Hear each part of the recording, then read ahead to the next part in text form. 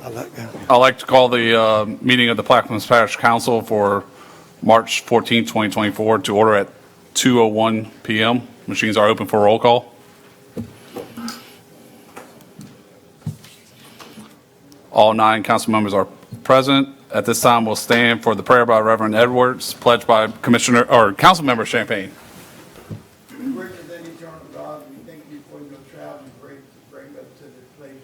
God, we pray we as civil servants come together, God, and bring justice to everyone, God. We pray that any disagreement we have will not be antagonistic, God. We pray for our president. We pray for every leader, every department, God, that we come in unity. And in Jesus' awesome name we pray, amen. Amen. Please face the flag. I pledge allegiance to the flag of the United States of America and to the republic for which it stands, one nation, under God, indivisible, with liberty and justice for all. For right now, we're going to skip executive session. Next item, please. Item 3, proclamations. There are none. 4, status report by the parish president. He's coming.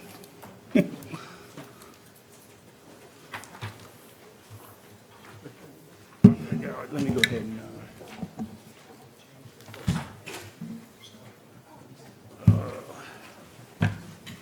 get my cheat sheet here.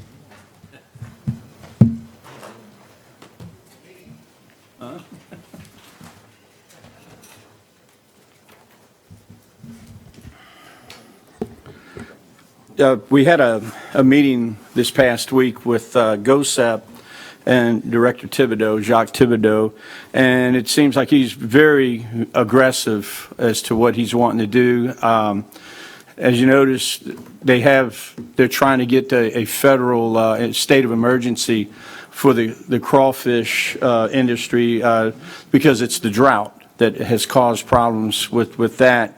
So with that being said, so now it's like it's really not over with. So we're still having to deal with the salt issues. So what he's trying to do is to mitigate, to do public assistance for us in the future. He's told us, and we've been doing this anyway, trying to figure out what we need for the Boothville plant, as I've said here many, many times, for the Point LaHash facility. So he is backing us up on that. So we're supposed to, I think March 27th, we have a preliminary meeting set up with them, but at the same time, that's the hurricane convention down in Orlando. I don't know if they overlooked that. We did a hurricane preparedness with the PPSO and then other community partners. We had GOSEP was there, and all departments, in government. Our water lines, these water lines, the breaks, but they're not breaks, they're punctures. These are outside contractors that are doing borings for fiber optics. I was with the mayor of Slidell, Mr. Cromer, this week, and he has put a stop. He stopped issuing permits for them to do this. So I was talking to Rennie. We're going to look at the legalities of that. I want to see if we can't stop that in the interim here until the bridge work is completed, until we can get a handle on it, because they're reckless abandonment. These contractors that are doing these borings, they're supposed to go out and maybe do, let's say, 1,500 to 2,000 feet a day on a safe side. But these are contractors that get paid by the amount of footage that they do in a day's time. So that they're just going out there like wildfire. But we've got to get a handle on that. So I believe there's one permit that's pending right now, and I'm going to talk to Amitra here tomorrow or Monday. But in the interim, I do believe I want to, and whatever I've got to do, I want to stop that, especially until the bridge is completed. And then even after the bridge is completed, I really want to talk about what their procedures are and what they're, because when you get a water line break, it's got pressure. It shows up. But they can also hit a sewer line that doesn't have pressure. So what happens there is now you don't know that that's damaged until 4 or 5 years from now. And we've stepped up the game on these breaks, try to, do the 911, the reverse call, do the Facebook post with the map on it, and even kind of, also do a public service announcement to the TV station. So that's basically what we have here today. Any comments from the audience? Yes, sir. Come to the mic. State your name and address, please.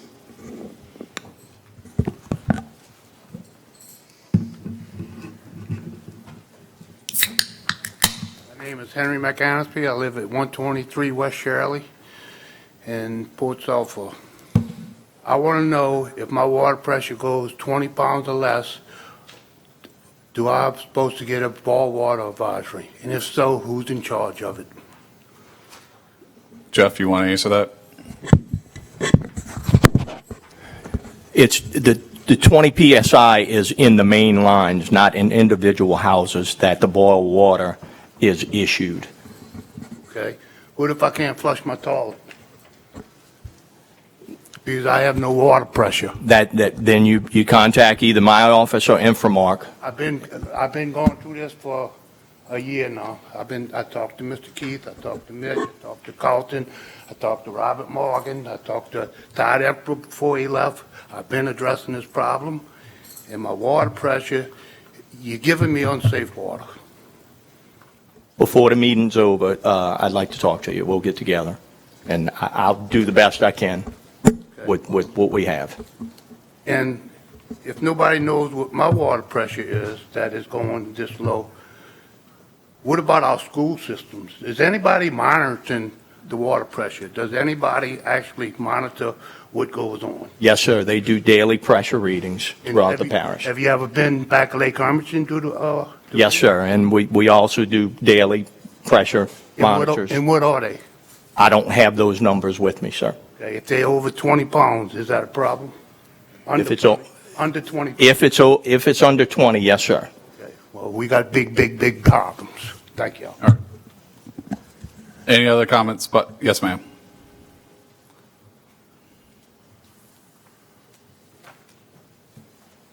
Good evening. My name is Lalita Fryson. Say like this young man, address 146 Mount Zion Lane. Also a pressure issue with water. We had several people come out there, and to no avail, no answers, no anything.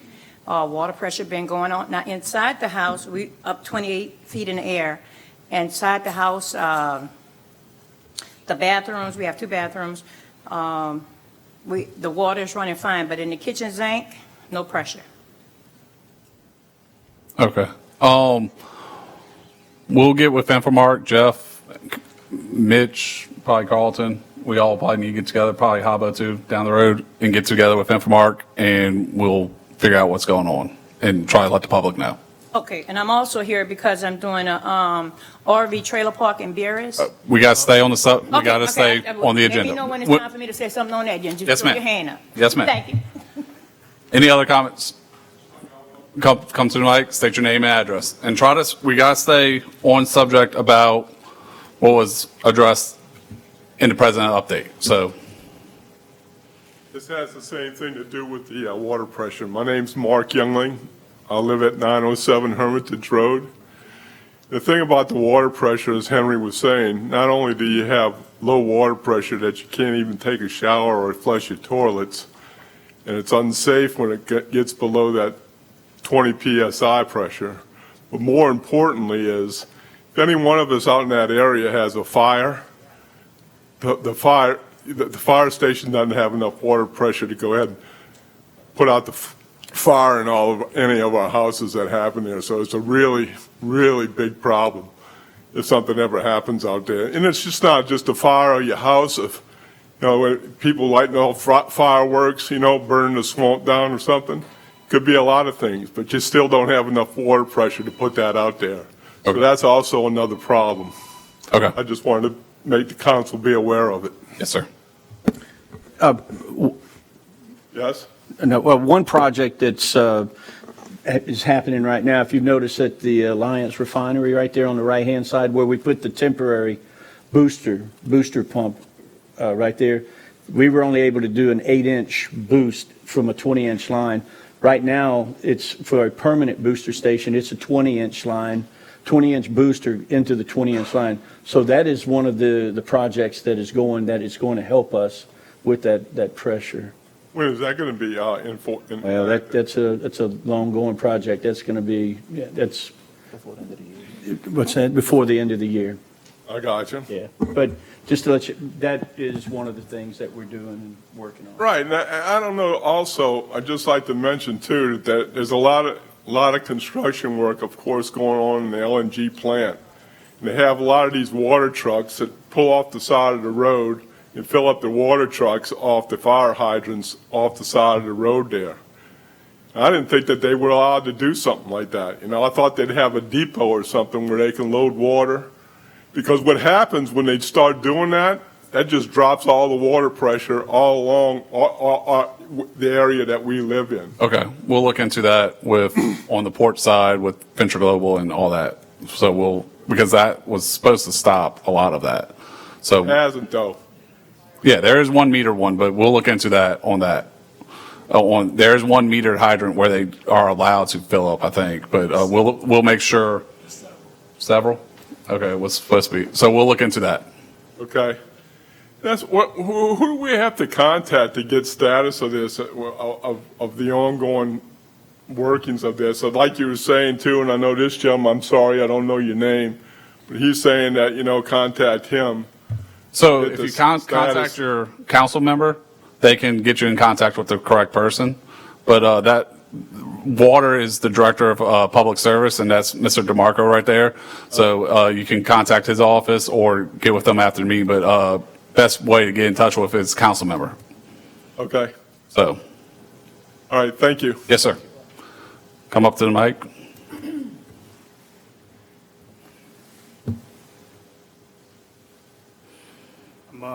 I'm Mike Henyard, 151 Deer Road. Mike Henyard, resident 151 Deer Road, Boat Sulphur. Speaking about the water, when they put that water down, and this was brought up probably several years ago, when they put the water down, they had flush stations at the end of the water lines. These things never worked, and I'm sure Mr. D'Amato is in charge of that. We have several of them that has never worked since they put them down. They don't flush. So we getting dead-ended water at the end of the lines that we don't know what we got in there. What we got for bacteria or what. Okay. And I'm sure they're supposed to flush. And they were put on a timer at one time when it supposedly was supposed to work, never did work. Okay. So we're getting dead-ended water on some of them lines. Deer Road, Rabbit Road, probably the same situation Okay. back there in Lake Hermitage. Well, I see Jeff write down some notes, and he'll look into that and get with your council member and hopefully get you an update on that. Okay. Thank you, Thank Jeff. you.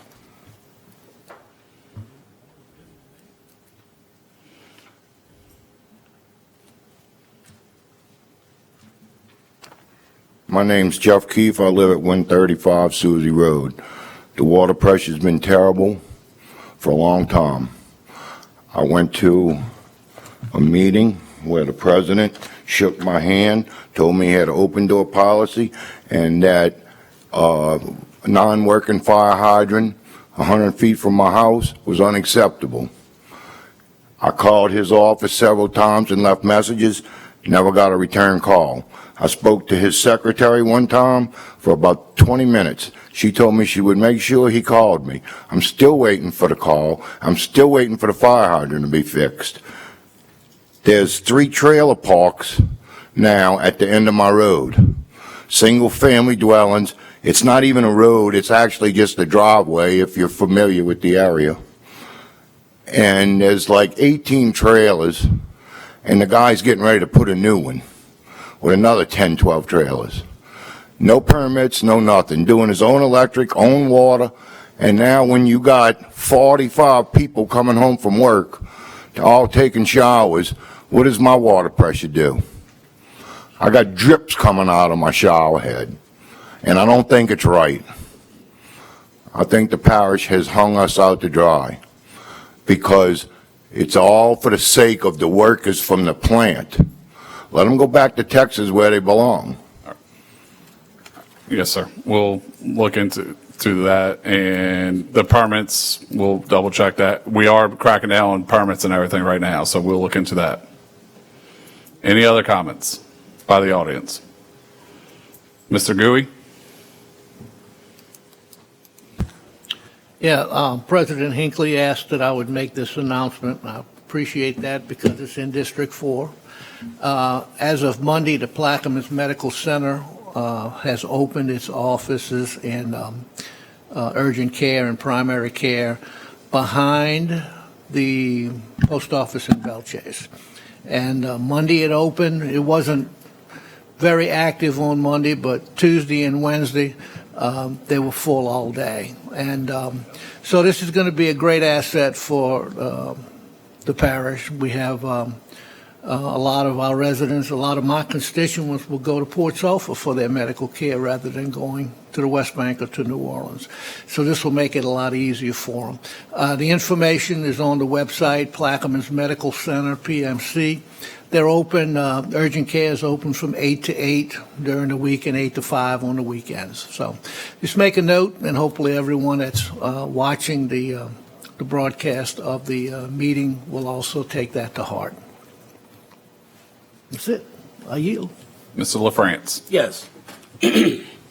I had a town hall meeting at Lake Hermitage, and these are some of the items that came up was the water pressure, and that some of the trucks from Venture Global was loading potable water. I didn't know that. But I was wondering whether or not can we ask them to, if they're going to use potable water, could they do it 1, 2, 3, 4 o'clock in the morning? That's just a suggestion.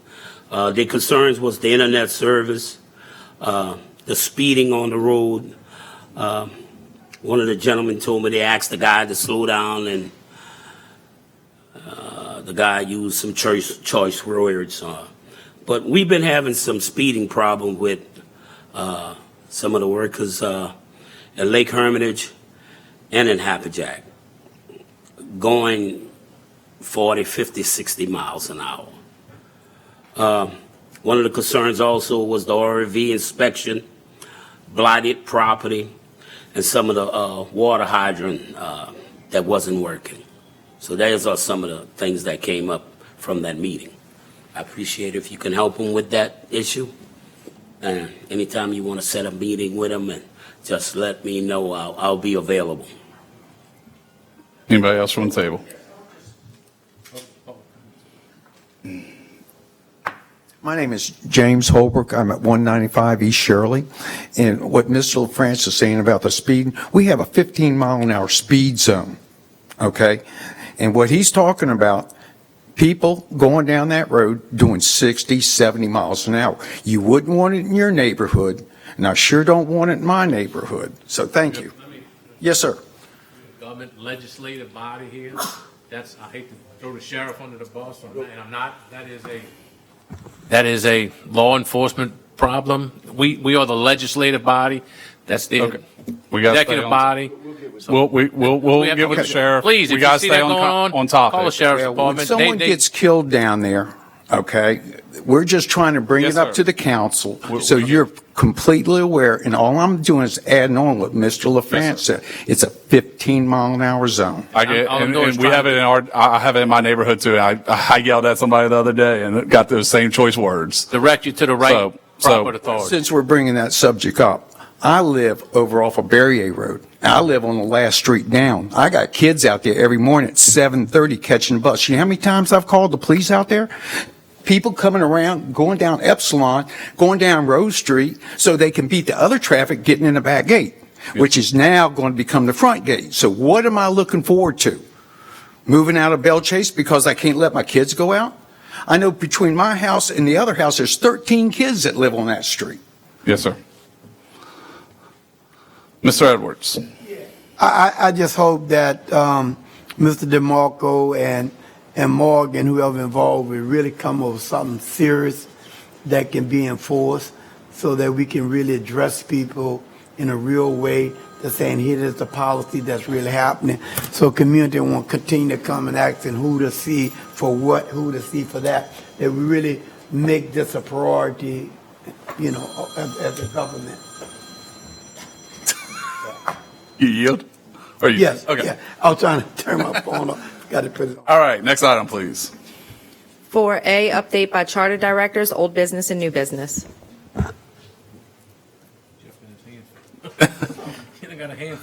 Mr. LaFrance, if you could please send me a list of those fire hydrants, if you have a specific list, please send me that list so I could have them addressed by Infomark. A couple of things.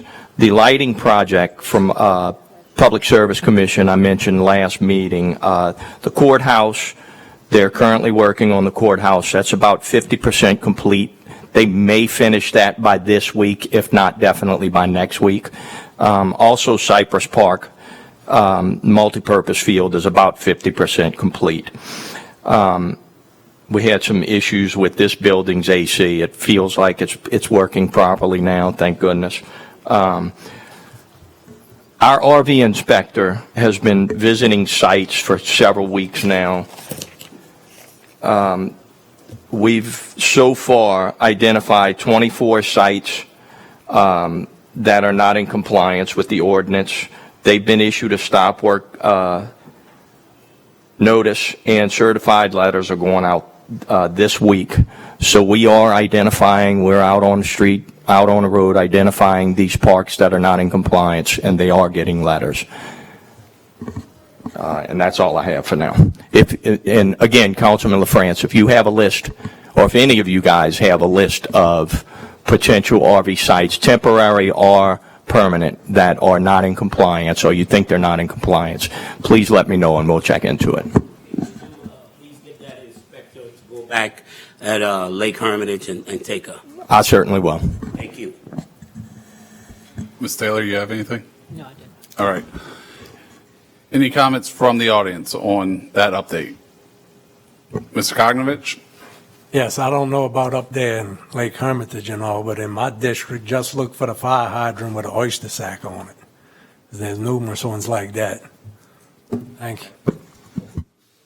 Mr. Jersich?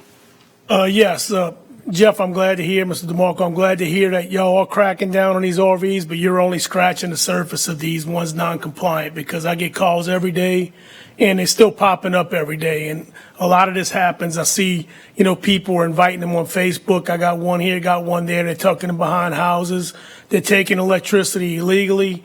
And if it continues, I'm all for, we need to start really, make heavy fines and start cutting power and water. I mean, that's what it's going to take if we can't get them in compliance. Thank you. Yeah, there is a process that we need to go through, the letter in 14 days, but we are cracking down. We are identifying them, and they are getting letters and stop work notices. Ms. McCarty? First, to the gentleman in the back, I believe you're on Pie Street. I just wanted to let you know. Say again? Rose Street, okay. I just wanted to let you know that we are going to request from Mr. DeMarco's office some signs for no through traffic and do not block street signs and things of that sort. And I will contact the sheriff to just ask him to take a look at the speeding along the streets in that area.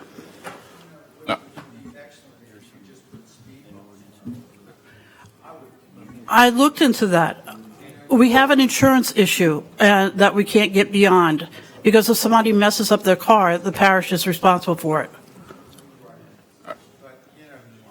All right. Okay, so, Mr. DeMarco, could you please summarize, we've had many, many water problems in District 5. First on the east side with AT&T and their subcontractor, and then now on the west side. Can you summarize everything that's been going on? Be more specific. We've had quite a few issues, and most of them, I'm not going to enumerate what's the blame, but a lot of it is contractor related. The issues we had last year and earlier this year is all related to the drought. So we've seen multiple issues pop up for multiple reasons, but the woes on the north side of the bridge are mainly 99% contractor related, and unfortunately with the bridge project, that's something we've had to deal with, and we deal with it on a individual basis. Okay, as it was stated, we are starting to try and communicate better with the residents. Yes. About the different issues. And I would apologize for the parish itself for not having been more communicative in the past, but I don't control that. I believe not even your office controls that. So let's try and stay on top of communicating with the people, and I'd like to know when things happen as well. Yes, ma'am. Because I find out after things happen and notices go out. Okay. On the west side,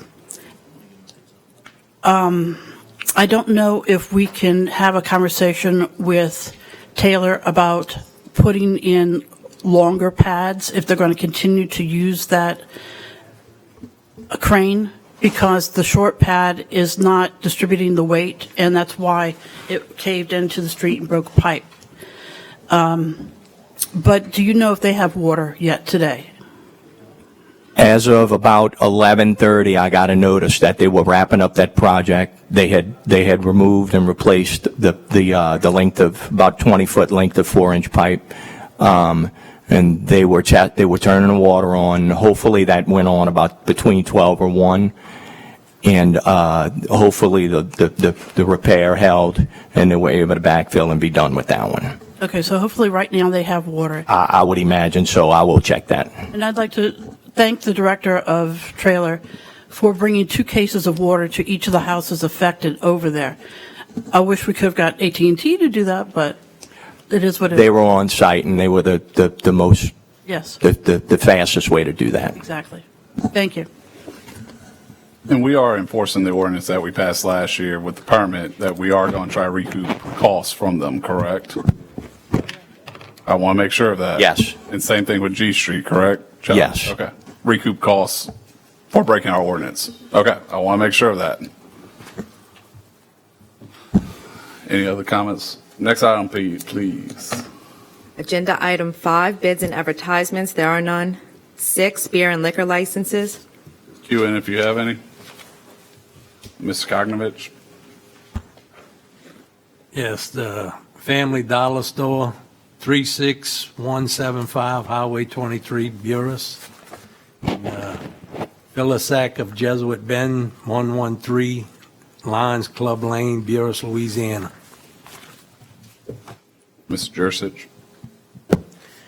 Yes, I have one from the Plaquemines Community Development Group. The Easter Parade and Gathering at Jesuit Bend Park, 12888 Highway 23, Bell Chase.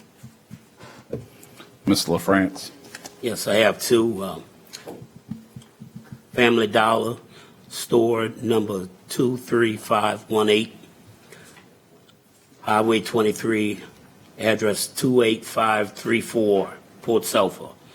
Also, Myrtle Grove Bar, 17509 Highway 23, Myrtle Grove, Louisiana.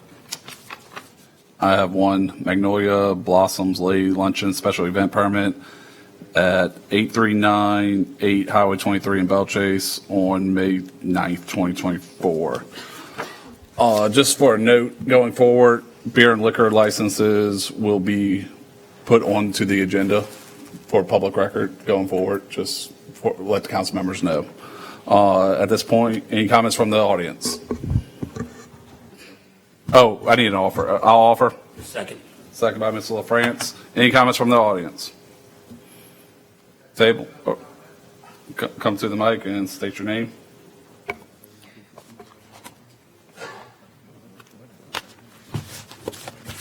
Henry McCoskey, 123 West Shirley.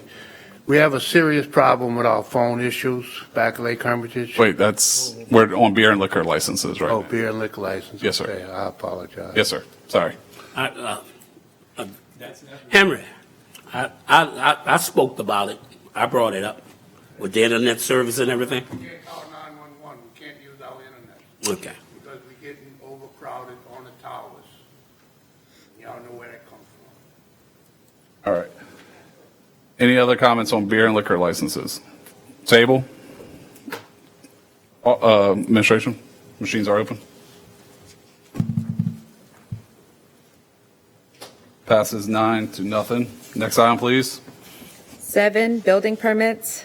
7B, TLC Novelty Company Incorporated, William Hall, new fireworks stand for 2024 103 Avenue A, Belle Chase, Louisiana. Councilmember Schultz. I'll offer. Ask for a second. Second by Mr. Jursich. Any comments from the audience? Administration? Table? Machines are open.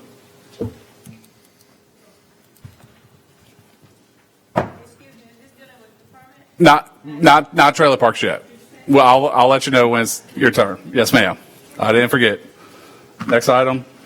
C, Alexander Lipworth, new camp in a floodplain zoning district, 270 Sports Marina Road, Venice, Louisiana. Councilmember Kotnovich. These two are separate. So you offer by Ms. Kongovich, second by Mr. Jursich. Any comments from the audience on this one? Administration? Table? Machines are open.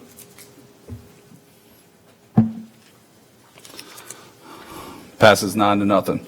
We'll take D, E, F, G, H, and I in Globo. I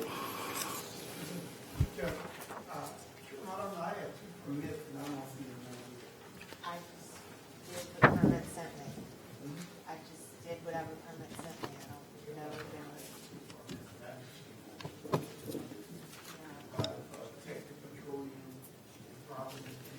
Those are construction. We'll have to get with permits.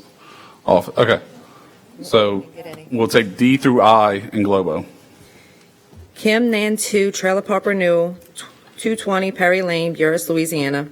Gladys Trailer Park, Rovan Lee, Trailer Park Renewal, Gladys Lane, Venice, Louisiana. Goodman's Trailer Park Incorporated, Todd Goodman, Trailer Park Renewal, Goodman Lane, Boothville, Louisiana. Cajun Oaks RV Park, T&L Land Ventures RV Park Renewal, Joy Lane, Belle Chase, Louisiana. Delta Dragon RV Park, Angie Majori RV Park Renewal, Finnegan Lane, Venice, Louisiana. Cedar Grove RV Park, Michael Scarsoni, 2 additional spaces to existing RV Park 11189, Highway 23, Belle Chase, Louisiana. I'll offer. Ask for a second. Second. Second by Mr. Newsom. Yes, ma'am. Go ahead. It's me again. Okay, I'm doing. State your name and address. Just for the record. Lolita Friesen, 146 Mount Zion Lane, Beerus. I'm doing a trailer park in Beerus, and I keep coming up with the same old thing. I done did 3 site plans. 3 site plans for the same property. Okay, is this one of the ones that we're voting on right now? No? Okay. You're going to have to get with your council member and permits because we can only talk about what we're voting on. Okay. Here, okay. So who's,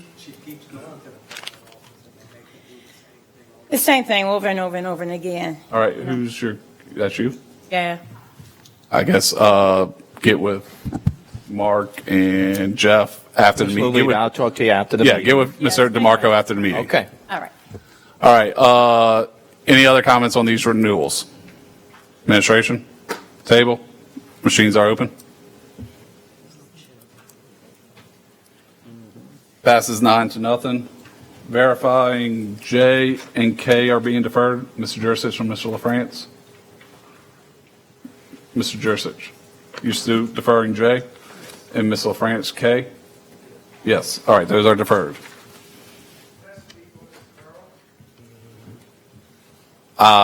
Once it's deferred, we're not allowed to really allow you to speak. 8, introduction of ordinances and resolutions. I have no idea. I never received any. We didn't get it. Construction.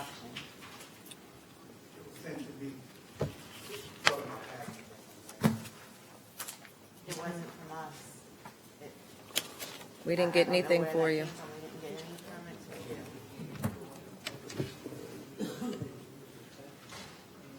Yeah, well, let Mr. DeMarco look at it. If they're ready to vote, we can do it under suspension, but let Mr. DeMarco make sure all the approvals are there.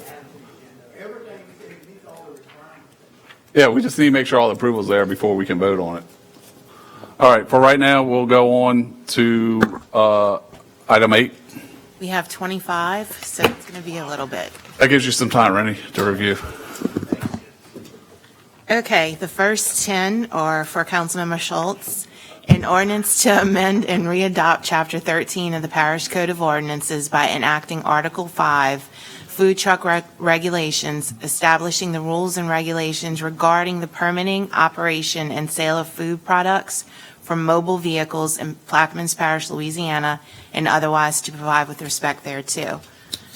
An ordinance to amend and as amended readopt Sections 9-42, 9-61, Section 7, 9-83, Section 4, and 9-122, Section B, and reenact Chapter 9 of the Parish Code of Ordinances relative to floodplain management regulations as required for participation in the National Flood Insurance Program of the Parish of Plaquemines and otherwise to provide with respect thereto. An ordinance to amend the 2024 Manpower Structure and Operating Expenditure Budget, Public Health Fund, Mosquito Control Department, and otherwise to provide with respect thereto. An ordinance to amend the 2024 Library Services Fund Operating Expenditure Budget, Libraries General Department, and otherwise to provide with respect thereto. An ordinance to amend and as amended readopt ordinance number 23-41 and otherwise to provide with respect thereto. An ordinance to amend the 2024 Manpower Structure and Operating Expenditure Budget and otherwise to provide with respect thereto. A resolution making an appointment to the Plaquemines Parish Civil Service Commission and otherwise to provide with respect thereto. A resolution making an appointment to the Plaquemines Parish Civil Service Commission and otherwise to provide with respect thereto.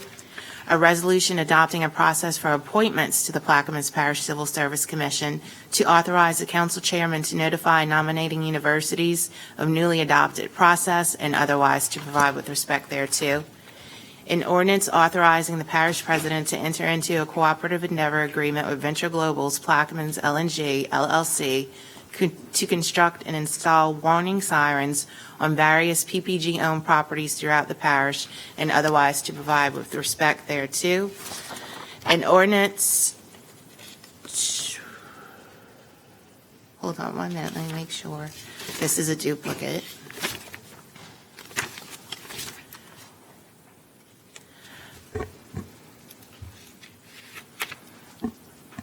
And that is it for Councilmember Schultz. Only had 9, not 10. Yeah.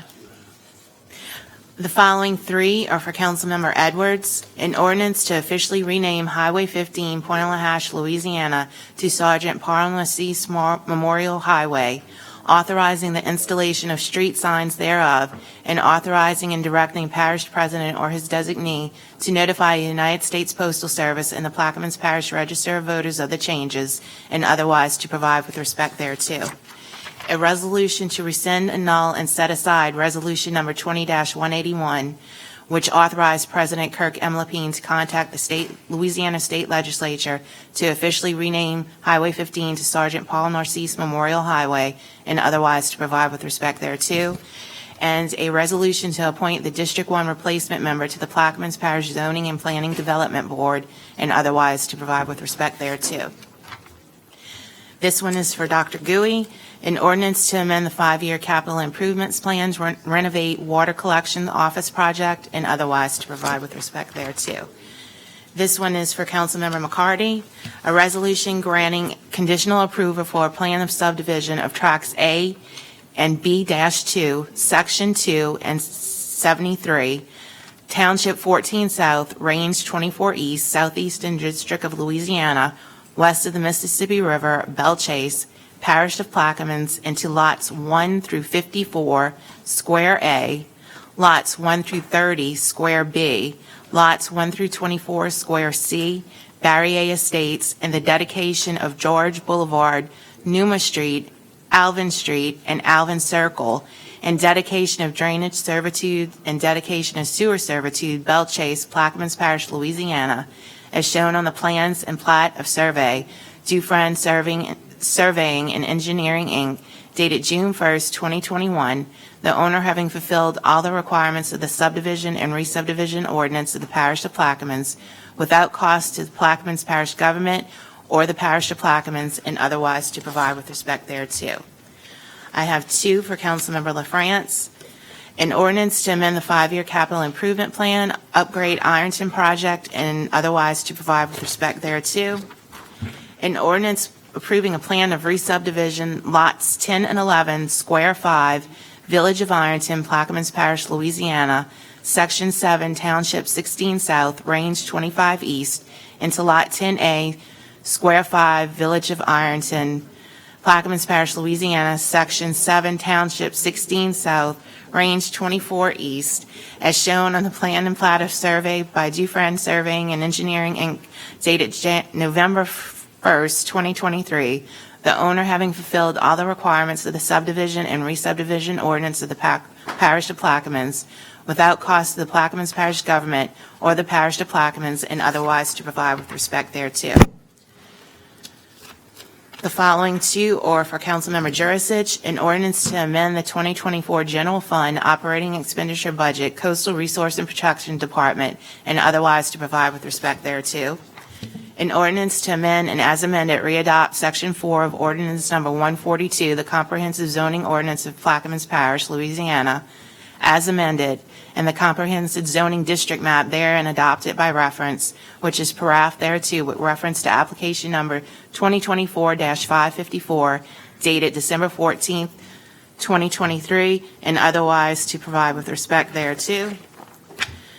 And finally, the final five, or six possibly, for Councilmember Kodnovich, a resolution to accept the portion of bid of Hillcore Energy 1 LP for mineral release purposes on track 24-1, covering parish-owned property located in all that portion of Section 17, Township 21 South, Range 27 East, Buras Levy District, Plaquemines Parish, Louisiana, estimated to contain approximately 36 acres out of a total of 392 of acres, more or less, and otherwise to provide with respect thereto. An ordinance to amend the 2024 Public Health Fund revenue and expenditure budgets, Ambulance General Department, and otherwise to provide with respect thereto. An ordinance to amend the 5-year capital improvement plan, replace Fort Jackson Bridge project, and otherwise to provide with respect thereto. An ordinance to amend the 5-year capital improvement plan, dredging maintenance, Boat Harbors project, and otherwise to provide with respect thereto.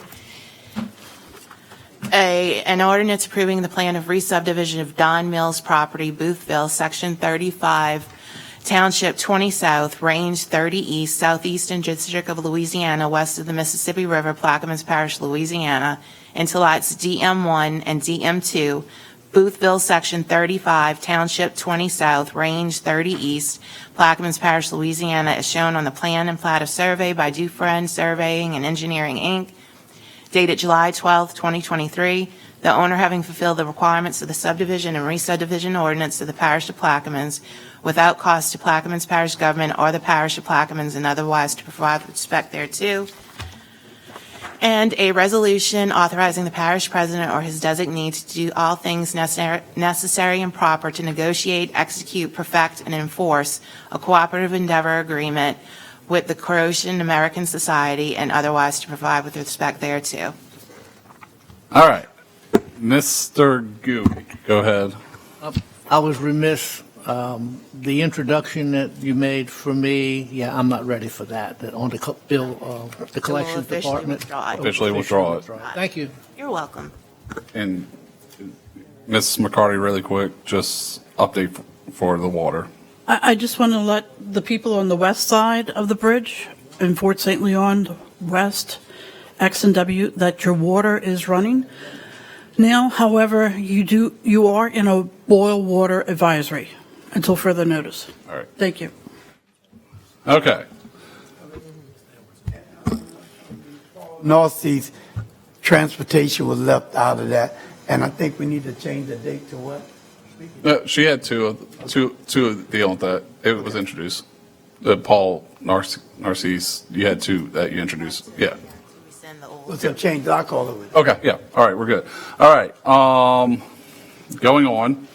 Wait, hold on. Before we do that, are we good on the permit? What's the result of the permits? The two that you had? They say it was sent us prematurely, so. Okay, so it's not ready. Okay. All right, at this point, let's see. 9A1 will be deferred. 9C will be deferred. 9G will be withdrawn. Oh, hold on, Doc. G was withdrawn, okay. Yeah, G will be withdrawn. Any other deferrals or withdrawals? That's what I have so far. Everybody go with that? Okay, so recap, 9A2 or 9A1 deferred, 9C deferred, and 9G withdrawn.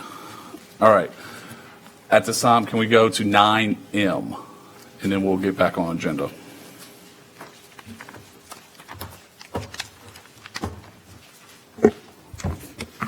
A resolution renaming the baseball quad located at the Belle Chase Government Complex at 333 F. Edward A. Bear Boulevard to the Albert Ray Sias Baseball Quad, and otherwise to provide with respect thereto, and this is Councilmember Newsom. I so offer an extra second.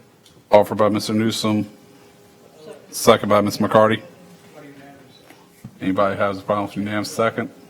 Unanimous second. Mr. Newsom, do you want to make any comment or? Sure. Thank you, Mr. Chairman.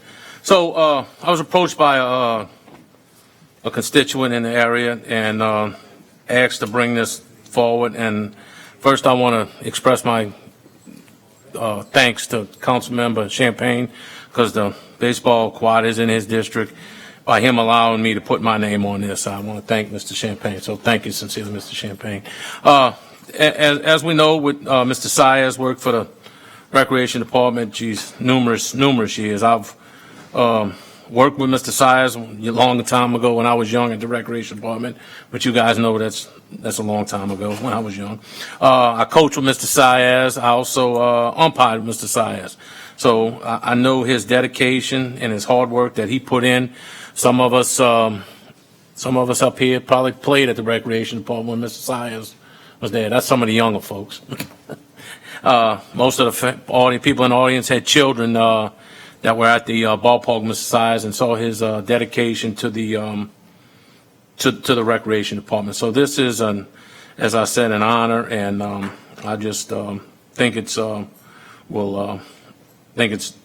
definitely an honor, and I just think that we're able to do this. With that, I yield, Mr. Chairman. Any comments from the audience? Mr. Kognovich. Yes, I'd like to make an amendment to this. Since we're going to start naming things after people, I'd like to add to the resolution and name the pavilion after Amos Cormier Jr. With that, I'll ask for a second. Offer amendment, but no. He's offering the quad will be named after Mr. Ray, and then the pavilion, the basketball courts, will be named after Amos Cormier Jr., which is Big Amos. Correct. Offered by Mr. Kognovich for the amendment. Anybody seconds? Seconds by Mr. Jurisic. All right. Any comments from the audience on the amendment? Table or administration? Table. Mr. Edwards? Yeah, well, I could talk about both gentlemen, but I want to talk about Mr. Syed. You know, he's an inspiration and a mentor for me. His wife, Sister Syed, had been a dedicated servant also, so you couldn't name it after a better person, so I really appreciate that. All right. So right now, any comments on the amendment first? Let's take care of that. So the amendment first on Mr. On the amendment. Cormier part. Anybody has comments on that? You're in the queue. Okay. let's clear.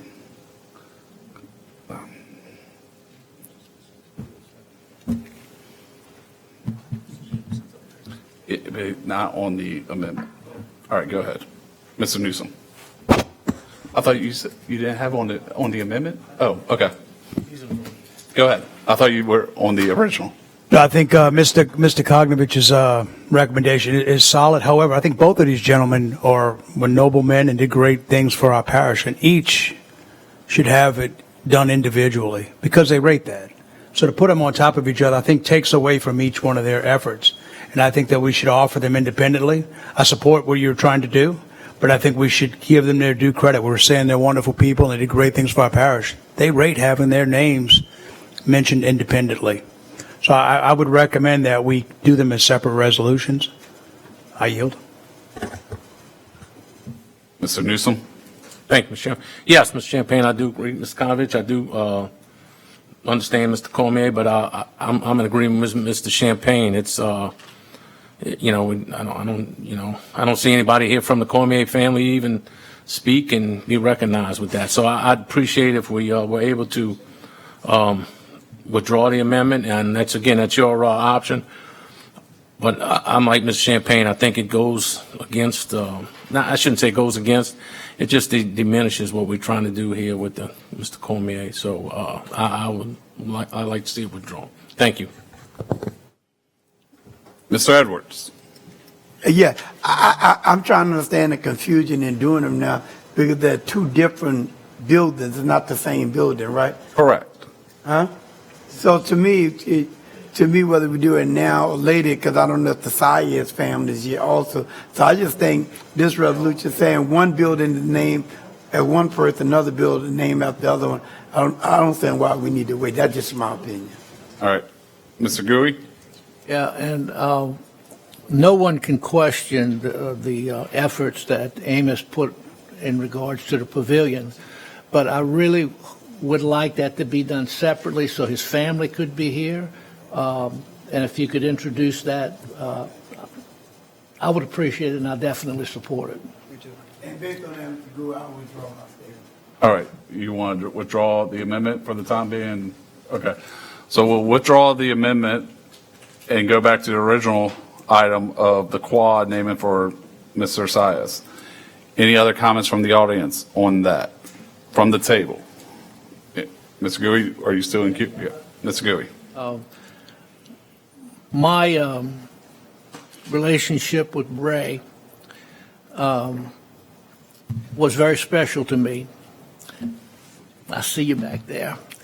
And when Councilmember Newsom mentioned that he was going to do this, I was just beside myself. Not only to honor Ray, Ray has passed, his spirit is here, but also for his family, because his family was part of it. Ray was on that field every day. My deceased wife worked for Ray, hand in hand. Ray coached my kids. We played golf, and he never cheated. Now, Dwight did, but Ray didn't. So, Ronnie, I did, yeah, I did. Ronnie, I appreciate you taking this effort, and it means a lot, I think, to the parish and to the Sayers family. Yeah. Mr. LaFrance. Yes, I knew Mr. Sayers, great gentleman, outstanding citizen. He was a role model for our community. And that when I see community, it's true to parish. Again, I know his wife, she was a school teacher with the school system, and their son, Coach Sayers, outstanding family. I truly support this great family and great individual, Mr. Sayers. Thank you. And I'll add, I was one of these young ones that Mr. Newsom talked about, but I remember my dad coaching all the years when I was in rec ball, and I was always around my dad, so deal with Mr. Ray and everything. So he's done a lot for this parish and everything, so I think it's a great tribute to name the quad after him, and nobody can deny what he's done for this parish. Mr. Newsom? Yes, Mr. Chairman, just, I see some members. Does anybody from the Sias family like to come up and close out this? Rev? Thank you. While they're walking up, I just want to just touch on something real short and sweet. I was able to get to know Mr. Ray as well, but I'd like to just speak on his demeanor. I never saw Mr. Ray get upset or just lose his cool. He had a way of just, when he walked and talked, it was just as calm, and which was very soothing. And look, I'm honored to have gotten to know him back then, because I was a young adult when I came in here, and I was able to coach some of the young kids, and I'm just honored to have known him back then. So good job, Ronnie. Yes, sir. Mr. Rev? Bishop Wilfred Johnson, pastor over Missionary Baptist Church. I appreciate the things you're doing for Mr. Ray Sias, and it is commendable because he earnestly and honestly deserved that. But I think it would be well that someone from the community would speak. His wife, Melvina Sias, is my first cousin, and he lives on Oakville Street, and he was a member of the Oakville Missionary Baptist Church. And Ray Sias did a lot of work for the parish, but he was a Catholic and he was a Baptist. And every Sunday he'd be in the Catholic Church, the Baptist Church. I call him a Catholic Baptist, Baptist Catholic, wherever it stopped, it didn't matter, because he did go to church. And he was as faithful at the Oakville Missionary Baptist Church as he was at the Catholic Church in Belle Chase. Certainly, you did a lot to commend the memory of his son, and certainly Ray deserves it as well. Sister Sias does also. So I know she cannot be here because of medical condition, but as a pastor, I'd like to express the family and tell you that we're indeed grateful for what you're doing for Ray Sias. I'm sure it's going to encourage Melvina Sias also to lift her heart, because whatever you do for a husband, the wife feel better. You do it for the wife, the husband feel better. That's the way it's supposed to be. But they both know Jesus Christ, and Jesus Christ knows both of them. So even though he's not here now, his family will certainly appreciate that. His name and his legacy will be here. Far after we are gone, that building will have his name, and forever and ever we remember the contribution that Ray Sias did to this parish. Thank you very much. And some members of Oakville are here also. I'm sorry. Please let them stand and recognize also the support. Go ahead. Please stand. Family. We All are right. all Oakville family. All right. Any other comments? Machines are open.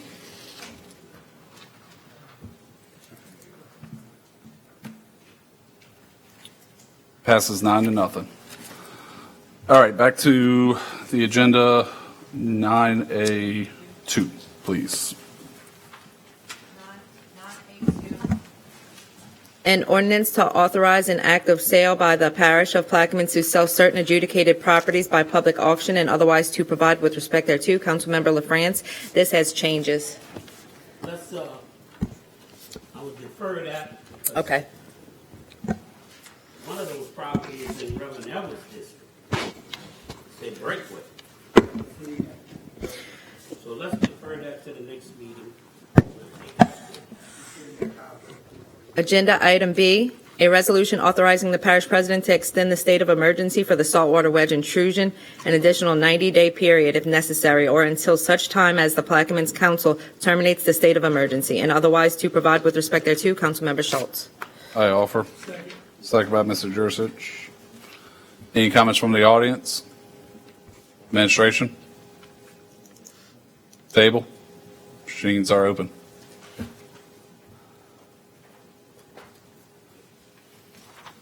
Passes 9-0. Next item, please. D, an ordinance to amend the 5-year capital improvements plan, repairs, Point LaHash Pump Station Project, and otherwise to provide with respect thereto. Councilmember Schultz. I offer. Ask for a second. Second by Mr. Edwards. Thank you. I knew who you were. Just had to get. Any comments from the audience? From the administration?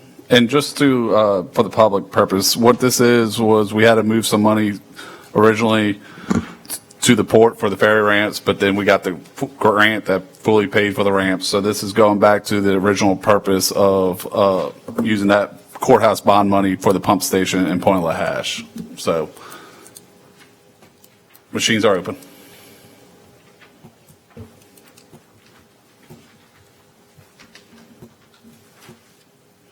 Passes 9-0. Next item, please. E, an ordinance to amend the 2024 Public Health Fund operating revenue and expenditure budgets, health grants, LDH grant 2024 department, and otherwise to provide with respect thereto. Councilmember Schultz. I offer. Second by Mr. Newsom. Any comments from the audience? Administration? Table? Machines are open.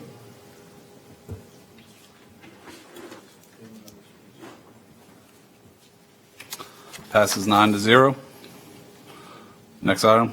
F, an ordinance to amend and as amended readopt ordinance 2420 and otherwise to provide with respect thereto. Councilmember Schultz. Brian, you want to offer this? Offered by Mr. Champagne. Do I have a second? Second by Mr. Edwards. Any comments from the audience? Administration? Table? Mr. Newsom? I don't know. Yeah, what, this is,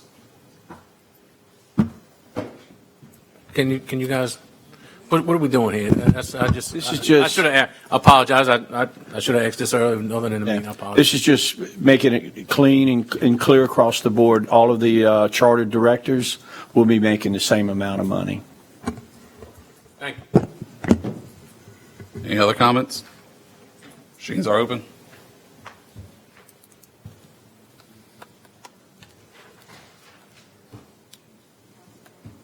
Mr. Edwards? Ms. Edwards? All right. It passes 6 yeas, 1 no by District 3, 1 abstention by District 5, 1 no vote by... Were you a yes, no? What were you? Okay, that passes verbal yes by Mr. Edwards. Passes 7-1 with 1 exception by District 5. Ms. McCarty. Mr. Chairman, can we please move back to 9A2, please? All right, hold on once. Go ahead, Crystal. All right. Back to 9A2. 2, an ordinance to authorize an act of sale by the parish of Plaquemines to sell certain adjudicated properties by public auction and otherwise to provide with respect thereto. Councilmember LaFrance. Just a brief, I spoke to Reverend Edwards about this. This is just 2 adjudicated properties that people were in. We need to offer in a second. Oh, I'm sorry, no one offered it yet. No. Oh. Did I offer? We need to offer first. Offer by Mr. Kognovich, second by Mr. Edwards. Or, I think he's offered. So, okay, Mr. Burris, go ahead. This is, if you all remember, we were doing the adjudicated property program. These were previously authorized by the council to be sold through auction. Both these properties had interested persons. Parcel number 1, which is in Braithwaite, had 2 interested persons. The highest bid was $7,400. The property in Burris only had 1 bidder, 1 interested person, and so therefore it went for the minimum bid, which was $2,763.43. This is just simply, the auctions happened, took place pursuant to the code. This just simply allows us to move forward with the sale. So without this, I can't get the properties closed out. And we do have changes on this. If Go ahead and read the changes first before I open For up. parcel number 1 on line 20, the purchaser is Christopher Turpin Jr., and the sale price is now $7,400. For parcel 2 on line 25, the purchaser is Joseph A. Mackey, and the bid was $2,763.43. On line 43,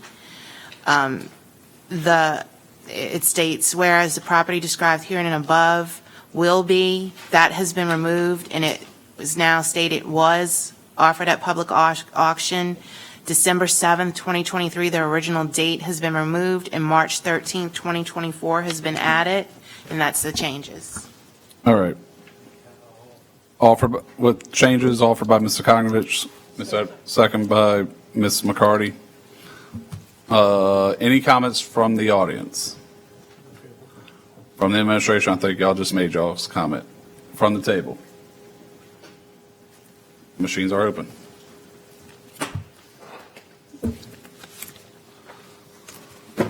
Passes 9-0, or 0.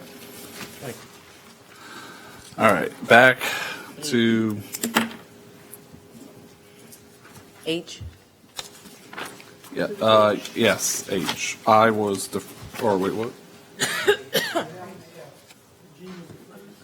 Voted F was, F we just voted on, G was withdrawn. An ordinance to amend the 5-year capital improvements plan, repairs, Buras YMCA pool project, and otherwise to provide with respect thereto. Councilmember Koknovich. Offered by Mr. Koknovich, second by Mr. Jurisic. Any comments from the audience? From administration? Mr. Jurisic? Yes, Mr. DeMarco, I see you provided us with these bids that came out at the Buras Y. I'm looking at them right now. So these are the, okay. I see one bid, 116, and another one would be 121. Would that be accurate? That's correct. I attempted to get a third bid, but after a company came out to assess the situation, they told me they don't work on commercial pools. So the 125 is just in case we run a little over? Correct. Once you start opening things up, you find other issues. Hopefully we don't. We did a pretty good assessment. Mr. Koknovich? None of these bidders was the one that did the work last time. Absolutely not. Ms. McCarty? Can you please explain the section on the bid that says pool build plaster upgrade? Are we coloring the plaster? I'm sorry, say that again? Pool build plaster upgrade, $20,020. Are we coloring the pool plaster, or are we just leaving it white? No, we're just leaving it white. Okay, so I don't know why it says colored for 20,000. I have a pool, so I'm just going to say I know that there's plain plaster and then there's quartz plaster. Oh, that's the higher bid, so we won't be going with that one. Okay, thank you. I yield.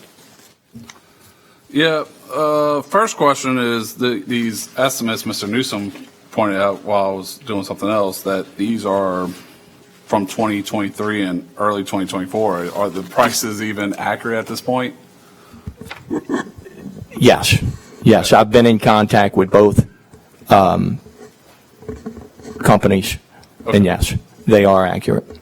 My issue with this is, and we gave $200,000 to the Plaquemines Parish Y, South Plaquemines Parish Y during the budget process. Now we're between the two, another $250,000 to the Y, and we never got a report from the budget process that we requested on what that money spent on. And we have two pools, 15 miles, 20 miles from each other. So that's my issue with that. Our Sue requests that what this $200,000 was spent on in the budget, and now we're giving others. So that's my main issue with this. So with that, I yield. Mr. Champagne? Yeah, Mr. DeMarco, I know pools are important, for our constituents and our residents to have something to do, particularly our youth down at the low end of the parish and all. But my concern is that we're running, by the appearance of the repairs that are needed here, I'm wondering, with these pools, let's do not neglect, but just basically turning off the switch and shutting the pool down all winter long, and then in the summer turning it back on, you have issues that degrade the quality, the plaster, that degrade the pool. And what my point is, I don't want to see us run into the same problems year after year. I know that we identified that as an issue with the Day Van pool. It's a wonderful facility, But again, in the past, they'd shut it down and expect it to work after 6 months, and it just doesn't. And we had some extensive repairs there too. So I'd like some assurances that if we invest this money, that we're going to keep them up, operational, manage the pH, manage the chlorine levels in them, and make sure that it doesn't degrade throughout the year so we don't have to have these reoccurring costs. I yield. Pools will fall under the new director of Arts, Parks, and Recreation, and it is a recommendation. I've owned a pool. It's cheaper to maintain and run your pool year-round than to shut it down. So that would be my recommendation to the new director. To me, it keeps your equipment running, and you maintain it year-round. It's easier and cheaper to maintain your pool year-round. Mr. Kognovich. Problems the pools are having is from past administrations who never went and looked at a project being built. Same as fixing it the last time. No administration person went out to see if any of the work was done. And I kept bringing it up that the work's not finished, and it went in one ear and out the other. And to say that we gave them $200,000, the Y doesn't own this pool. We own it. We own the building. So the pool, the Y got $200,000 for the same thing the CARE got their money for programs that they run. Thank you. Mr. Newsom. Thank you. Some of my questions were answered. So the pool will be maintained and ran by Plaquemines Parish government or YMCA? Plaquemines Parish government. Plaquemines Parish government. Who does that? Through the budget process, I tried to look, man, who are we going to put? Who are we going to put to do that? Stanley Johnson used to take care of So my question is, He kind of still bring up does. Mr. Champagne's question. If we spend this money, and who's going to make sure? Because as you know, talked to a few folks that said they had pools. It requires some upkeep. I know. So who's going to be responsible for that? So we're not back here next year spending another $100,000 for the pool again. And so who? Mr. Stanley Johnson, with safety, currently, and as my understanding, will take care of the pools. So unless the new director of Arts, Parks, and Recreation comes in, they'll take it over. I see where this. Ronnie, my recommendation that we get a contractor to maintain these pools on a monthly basis or on every other week. That's going to be probably the best way to do this. But this is something that what we can do is we can explore that. We can come get quotes and on the maintenance, and then we just get back with you guys and Patty, and we'll just have to budget for it. Mr. Edwards. Well, I guess I'm authority on pools, right? But I would say that I don't see how Stanley can do that. That's out of his area. Stanley's used for a lot of things, but maintenance of the pool is not nothing that Stanley is capable of doing. I managed the YMCA in Post South and Dave Van for 4 years, and we just, because of Global Venture, was able to renovate our pool. And now the parish did hire a year-round maintenance person under contract, which I thought was one of the greatest things could happen. I don't know if we can extend that contract. And I'm sure we can. And another person, I don't know if he can do all of them, but my suggestion. I talked to Corey Bowie and Billy about it, and if we get this up and running, they're going to take over the maintenance of these two pools too at that good rate. And because that's what that's happening, because Mr. Stanley is good at making sure the YMCA, Red Cross get people certified, but he's not a main. So we need to do it. The other thing I would suggest, because last year with our pool, if we maintain this pool and we have other pool, how some of the lifeguards, if they want to make extra money, could come to these banks. Because last year we had a problem over the pool, we couldn't find lifeguards, and we was told, oh no, you can't use our lifeguards. So I'm just saying, if we putting this kind of money up, if a lifeguard want to come to the East Bank or go to Beers, he should be able to do it for kind of money we putting out. I just want to throw that out there, Mr. Mark, and we can work that out with Corey, but I just want to put that out. Mr. Burris, who is the liability on us if something happened? Is the like if somebody fell and got hurt at the pool, is that liability on us or the Y? I'm just verifying. And then I need to go look at the agreements again, but I think Belchase is not on us. I think the other facilities would be on us. So who are the lifeguards through? Because I know in the budget for the day event, we pay for the lifeguards. I don't see any lifeguards for the other two pools, so I don't know how that works with the lifeguards being employed by them and then the liabilities on us. Yes. Front of all, we dealing on repair. We ain't dealing on lifeguard. We're supposed to. Okay. We'll need to, I need a refresher on it, to be honest. I haven't looked at this issue in a while, so why don't we take a hard look at that and talk about that offline or at the next meeting? Well, what I will say is, these pools have been in disarray for several years, since Hurricane Ida or before, actually. So they haven't been really operable to any standard. So that's why they're so run down. When you do a new pool nowadays, you redo it, the new systems they have with these pools are much simpler, much easier to maintain, believe me. They're very simple. It doesn't take as much as it used to take in the past. So I just wanted to pass that on. The newer technology, new pumps, new filters, new everything will make it a lot easier on maintenance of these pools. So it's not going to be, I understand the concern, don't let it run down every winter. But this is not something that was run down over the winter. This is hurricanes, different damage over the years that we never did get repaired correctly. Like Mr. Konovich said in Burris, they never did do the job properly. So we've been sitting with this. So I think these repairs are something we need to monitor and will bring back to us, and we ought to look at them on a periodic basis to be sure that they're being maintained properly so we don't go through this again. Thank you. I yield. Ms. Edwards? And I would say that the main thing is having a year-round maintenance person, because that is key. And I just think if we do that, that will solve the problem. Ms. LaFrance? Mr. DeMarco, that this is approved when work will start and when work will be finished. Do we give a date?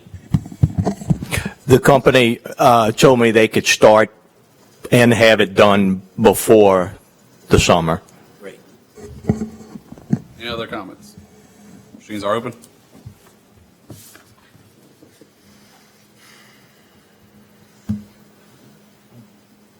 Passes 8-1 with District 3 voting no. Next item, please. I, an ordinance to amend the 5-year capital improvement plan, road repairs, District 8 project, and otherwise to provide with respect thereto. Councilmember Jurisic. Offered by Mr. Jurisic, second by Mr. Konovich. Any comments from the audience? Administration? Table? Mr. Newsom? Ms. Taylor, a couple meetings ago, we spoke about some, a grant, about a road safe street repairs grant. I know someone, and it just, while this was going over, hit me. Have we did any more research and find, because I know they had some grant money out there that was available for, they call it safe streets and stuff like that through the, and I can't remember, go ahead, I'm sorry. Mr. Jurisic? Yes, I just want to let the general public know this is going to be repairs for Highway 11 north of the bridge, where we have some really bad situations going on, and also some other, improvements to some of these subdivisions, possibly with leftover funds. But I just wanted to pass that on, that this will be, a lot of this will go towards Highway 11 repairs. Mr. Konovich? I know District 9 doesn't go with this bill, but where are we at with the Highway 11 from the Empire Bridge south? Lift stations in the road. The last I heard, the bids did go out. So we're just waiting on the bids. Thank you. Does It did come back. We've got the low bidders. It's been identified, so it's moving forward. Edwards? Do this come under maintenance? Road maintenance is in charge of this? Who's responsible for fixing the road? Who you go to for that? Because I know when we went to the East Bank about some road and they told us we had to go to road maintenance, and we went to all kind of problems trying to do it. And when I talked to Billy, he was saying that the work to be done on East Bank, they'll do some project with some kind of asphalt patching work is what we were told. And I know we had some stuff that really needs not as much as the same kind of work that Mr. George and Mr. Conovich talking, but need some really funds put into doing some work. So I just wanted to know the process. You go through Billy on it. He's created a road maintenance department. Machines are open.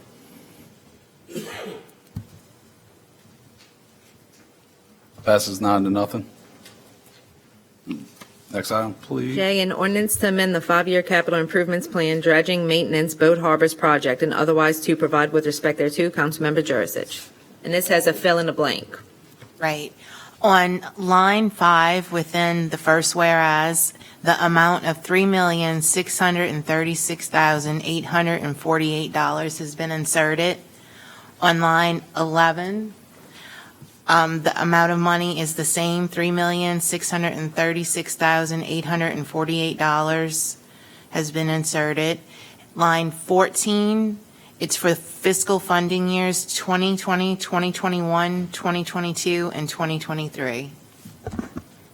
And those are the end of the changes. I'm sorry, the fill in the blanks. You offer, Mr. Jurisic? Offer by Mr. Jurisic. Second by Mr. LaFrance. Any comments from the audience? Yes, sir. Come up, state your name and address, please.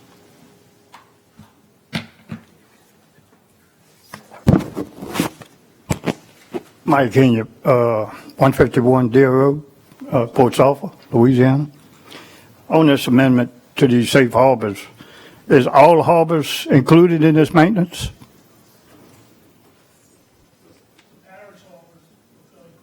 What is considered parish harbors? Parish waters? Anything that's parish owned, not private owned. Okay. To me, a harbor would be a safe harbor, whether it be parish waters or parish in the parish.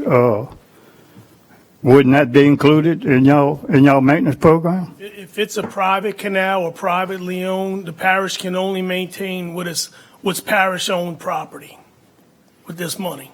And look, in Empire, we have half the canal is parish owned, the other half is private owned. So any maintenance dredging would have to be done, any maintenance would only be done on the parish side. So Deer Range and Wilkerson and Myrtle Grove and all that's not parish waters? Y'all just had some dredging operations take place from the storm. This was from the storm.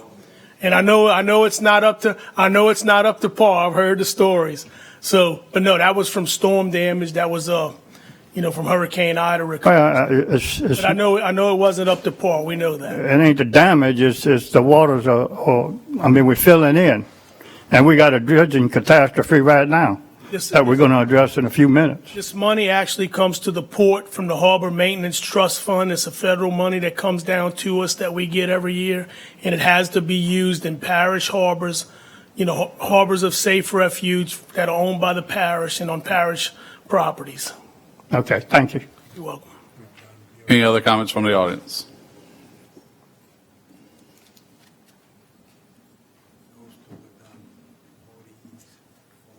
My name's Mark Youngling, 907 Hermitage Road.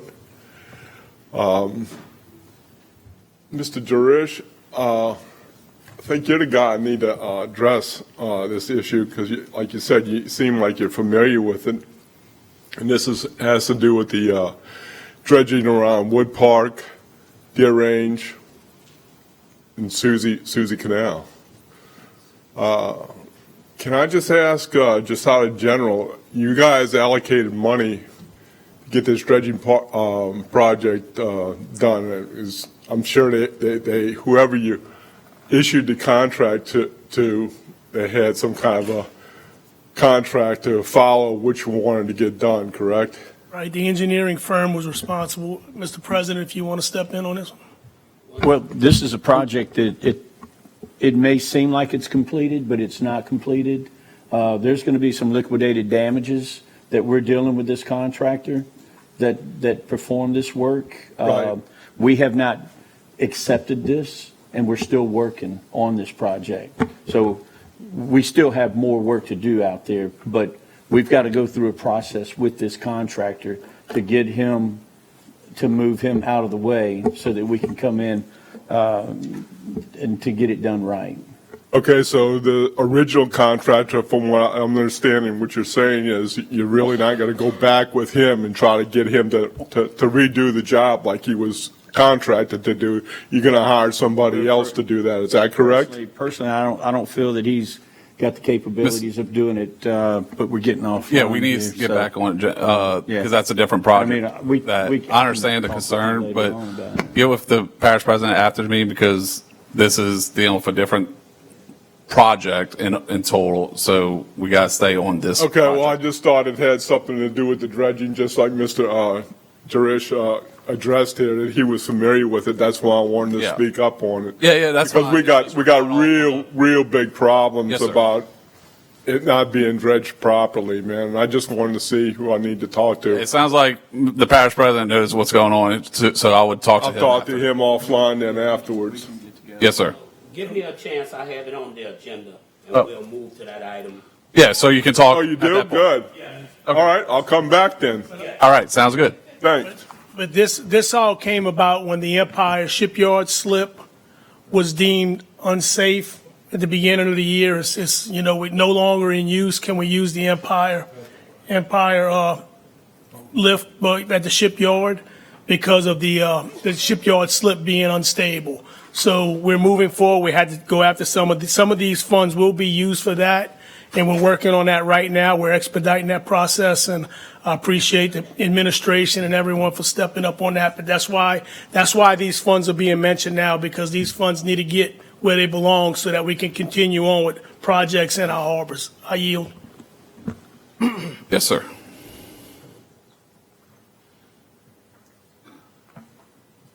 How y'all doing? My name is Louis McAnespy, 150 West Charlotte. I'm a commercial fisherman. I can't get out to go to work. That's super high tide. Haven't been able to go since the storms. My shrimp won't even left the dock. Yeah, that's going to be under Mr. Carlton, and we'll, yeah. But how long has it been, and how long will it be? We'll get to that in Come on, man. about 10 minutes on the district update. And y'all paid this contractor some money? We'll get to that in a couple minutes on his district. I was just wondering how much y'all paid him. I don't know. That would have to be. We're going 80%? Because he never did 10% of the work. Yeah, we'll get to that. Who was overseeing it? We'll get to that in a couple minutes. Okay, we got to stay on the agenda item. We'll get to that in a couple minutes. What agenda? Well, but this particular problem that you're Not addressing. Questions though. And Mr. Carlton has that on his update to talk about those issues. Any other comments from the audience? All right, Ms. Morel sent this to me. I guess this impacts this.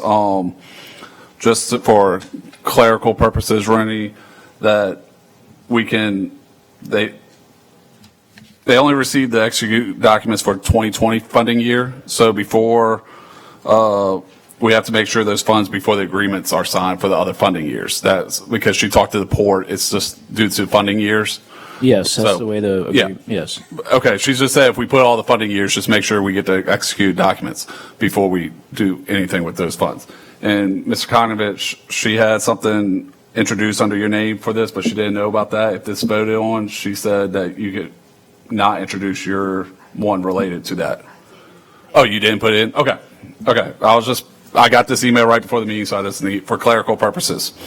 All right. Any other comments? Machines are open.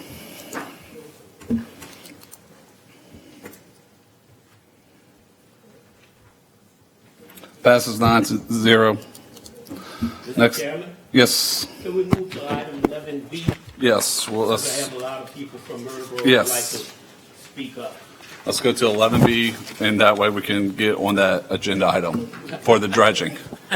District 7 update, Councilmember LaFrance. Discussion of refund from the permit office, Diamond Park dredging project inspection for RV sites. Let's would be Susie Bayou dredging project. Anybody from Lake Hermitage would like to come up to speak on this matter? Mr. France, I'd request that we let us hear the concerns for the residents, but we really need to, I would think it would be best if we had CES, Mr. St. Marie, with us to be able to discuss this and really give us the intricate parts of what has happened and what hasn't happened, okay? Because there's a lot of moving parts within the, you got the area where the residents are, and you got the different bayous that are going out. So, but if we could, we're not going to be able to come up with any solutions or hardcore answers right now. But if we can, just hear your concerns, and then maybe we can set up, and if we have to go, we can even go back out to the fire department, firehouse, and discuss. You can't answer the question, how much money's been spent? I think Mr. Colton. And I don't know it off the top of my head. I think Mr. France knows it. Yeah. All right. Right. I think he knows. Mr. LaFrance? Let's set up I had a town hall meeting. Well, we can talk about that later. I have to go back there and take things. You know, I ain't been able to work. Give us a time date you available to go back there and we'll set up the meeting. Is it possible for you to give the residents a date where we can meet? Yeah, I mean, I'd have to look at my calendar, but I mean. Okay. All right. So really quick, I know I cut you off a minute ago, but I knew this was coming up. So do you want to continue on your comment on what you're dealing with? Yeah. And that way you miss terrible. yeah. I think money was allocated once before, and then nobody knew what happened to that money. Now, it's spent again, and the job is still not done. They surveyed this project about 5 times. They'd come stick poles up, survey it. They'd come back, resurvey it, stick more poles up. I mean, where's our tax dollars going, man?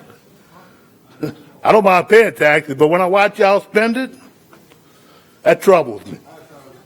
I know for a while they was having problems with where they wanted to put the pump material.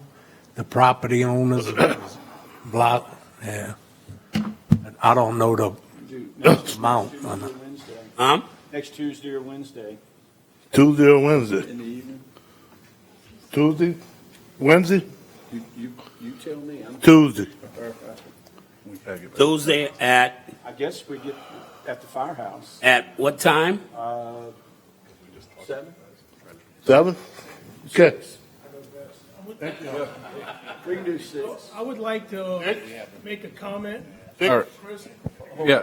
that I don't think this has anything to do with taxpayer dollars. I think it's to do with FEMA funding, if I'm not mistaken. Okay. All right. Yeah, it was. Hold on. Okay, hold on. Everybody's having side conversations. We need to, if you're, sorry, I didn't mean to cut you off, but I think it is FEMA dollars. So it's not parish dollars, but next Tuesday, I get that. Tuesday or Wednesday, you're going to get with the, okay, Wednesday. Yeah, I get that. Yeah, I get it. So Wednesday at 6, Ms. LaFrance, you good with that? I don't know. I think I'm going to be in Washington, D.C., huh? That is next week. But, listen. All right, Mr. LaFrance, go ahead. Mr. LaFrance, this is his update. Even though I'm going to be in Washington, I still would like for y'all to meet with the parish president and have Ken Dugas, our engineering department, there. And the coastal zone, man. And the coastal zone, well, I don't know if we got a new person. Yes, we have to have. We got CES. Yes. Are y'all good with that? Okay. That's CES. That's who they ask. Okay. We got, sir, you got to come up to the mic if, sorry. We got to. He was waiting silent. It all started, I'm sorry, Mike Kenya, Deer Road, 151 Deer Road. It all started back in 2008 for Hurricane Isaac. That's when the canals first filled in. Billy Nungesser was the parish president. Started with Ken Dugas and Billy way back when. Miss Audrey Sullivan, I believe you pronounce her name, she got the money mandated, $2.5 million for that dredging project. How much was issued to, does anybody know what the PO was wrote out for to this contractor? No, we weren't. Nobody knows. I didn't think so. According to Mr. LaFrance there, 75% of it been paid. That's what it was told to me. That's what was told to you. Yes. I can guarantee you 75% wasn't done. They haven't done that. I've been tracking that project since it started. It's a disaster. They'd have been better off leaving the buyers like it was. Because we don't know where the channel's at now. Yeah. There's no spoil banks, not on Deer Range, that I could see. Mm-hmm. And they were supposed to get with, I think the new owners, Ray Brandt's heirs, Ray Brandt. Yeah, they who approved these spoil banks, and allowed the sparrows to go on the property. there was no spoil banks put. The discharge line was laying on the side of the bayou. Nothing was ever done there. What they actually done was pull the dredge in the canal. They dug with the excavator in the front of the dredge to move the mud out so the dredge can move up the canal. And what you got now is a hill that's going to wash down in 6 months. So you got nothing. Okay. You got nothing. So CS, that money was appropriated in 2012, but it's been going on since 2008. Our illustrious Lieutenant Governor you're going to have CES started that. there with you on Wednesday? Okay. So CES will Thank be God. there Wednesday. Right. Wednesday, 6 o'clock at Lake Hermitage. Yes, sir. Sorry. Try and keep everything flowing. South St. Philip, 269 West Bayou Lane. Just in layman's terms, to make it a little bit easier for most of you guys to understand, before the storm, they had about 3.5 feet of water. After the storm, they had about 2.6. After they dredged, they got about 2 feet. That's how bad it is in that canal. And if you don't believe me, take your boat and run a GPS on it with the plotter and all that, and you'll see it. It's got more mud in it now than before they dredged. You know, and that's what they're complaining about. And it's an issue. You can't, these guys got 35-foot boats trying to get out of there. They can't dig their way out of there. On high tide, they got to leave them out there. You know, I mean, it's just a bad deal all the way around. So when you go to fix it with somebody that could get the job done, you know? Yeah, well, here's what it is. Yes, sir. Thank you. Yes, sir. All right. All right. Any other comments on dredging for Mr. LaFrance update? Yes, sir.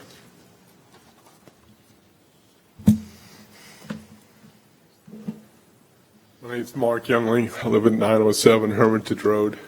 I guess my question is for these contractors, and I know we're going to have a meeting, you know, but he's asking me to voice my opinion, to have it heard, okay? This is what I'm voicing here.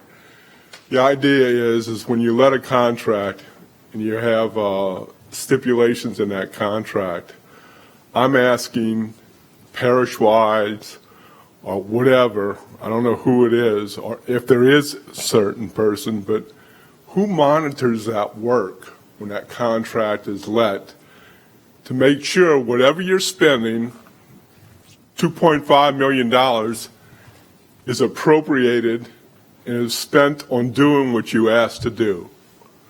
Who does that? Is there anybody that does that?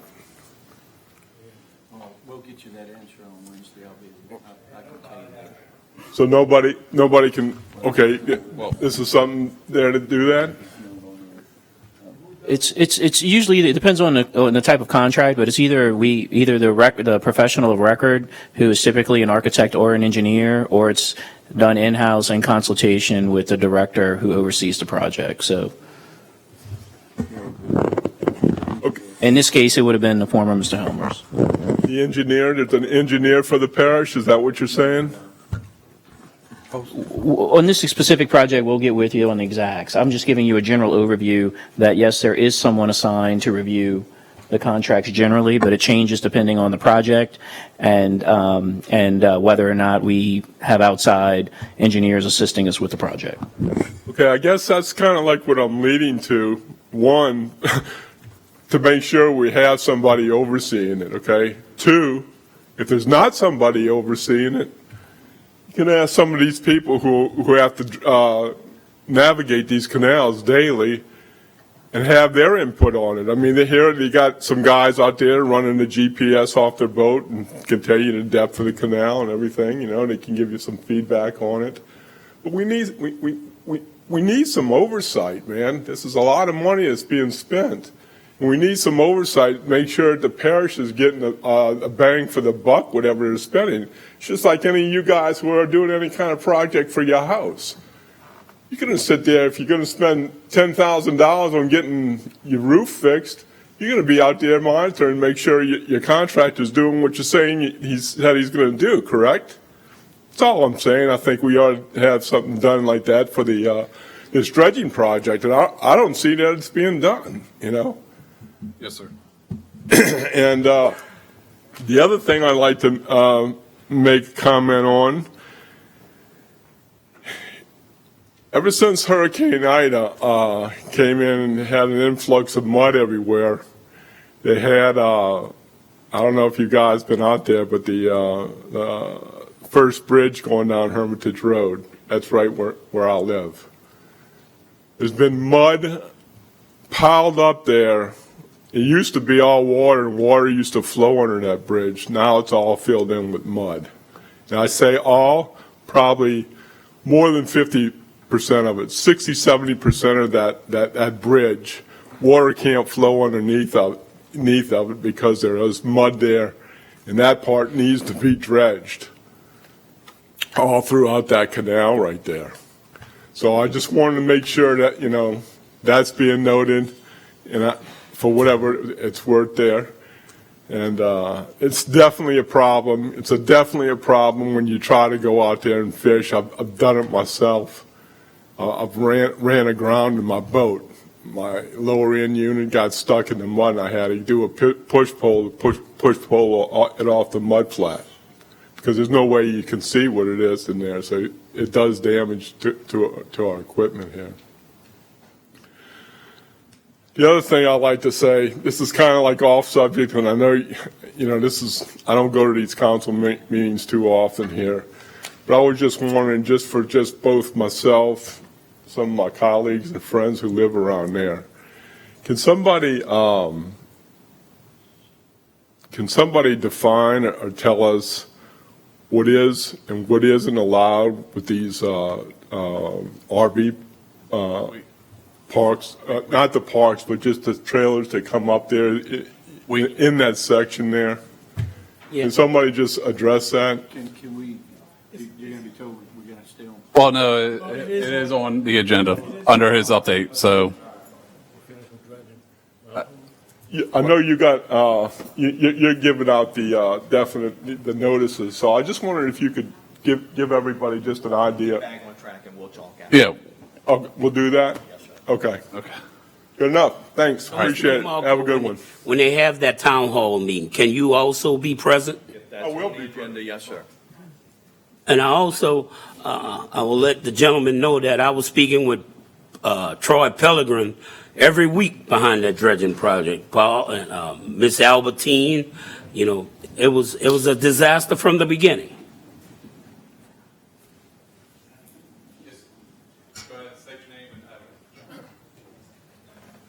Henry McAnsby, 123 West Shirley, Port Sulphur. I just wanted to go on record that Plaquemines Parish made me a promise of the dredging project. I built my life on the promises that they was going to give me water to operate my business. My business is idle, dead in the water. Because the fulfillment wasn't did like they promised I was going to have. And this has been going on for 10 years now. Thank you.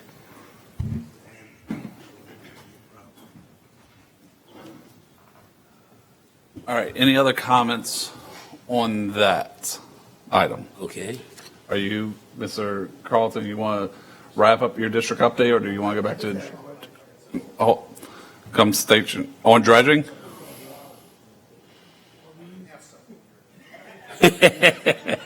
Sorry.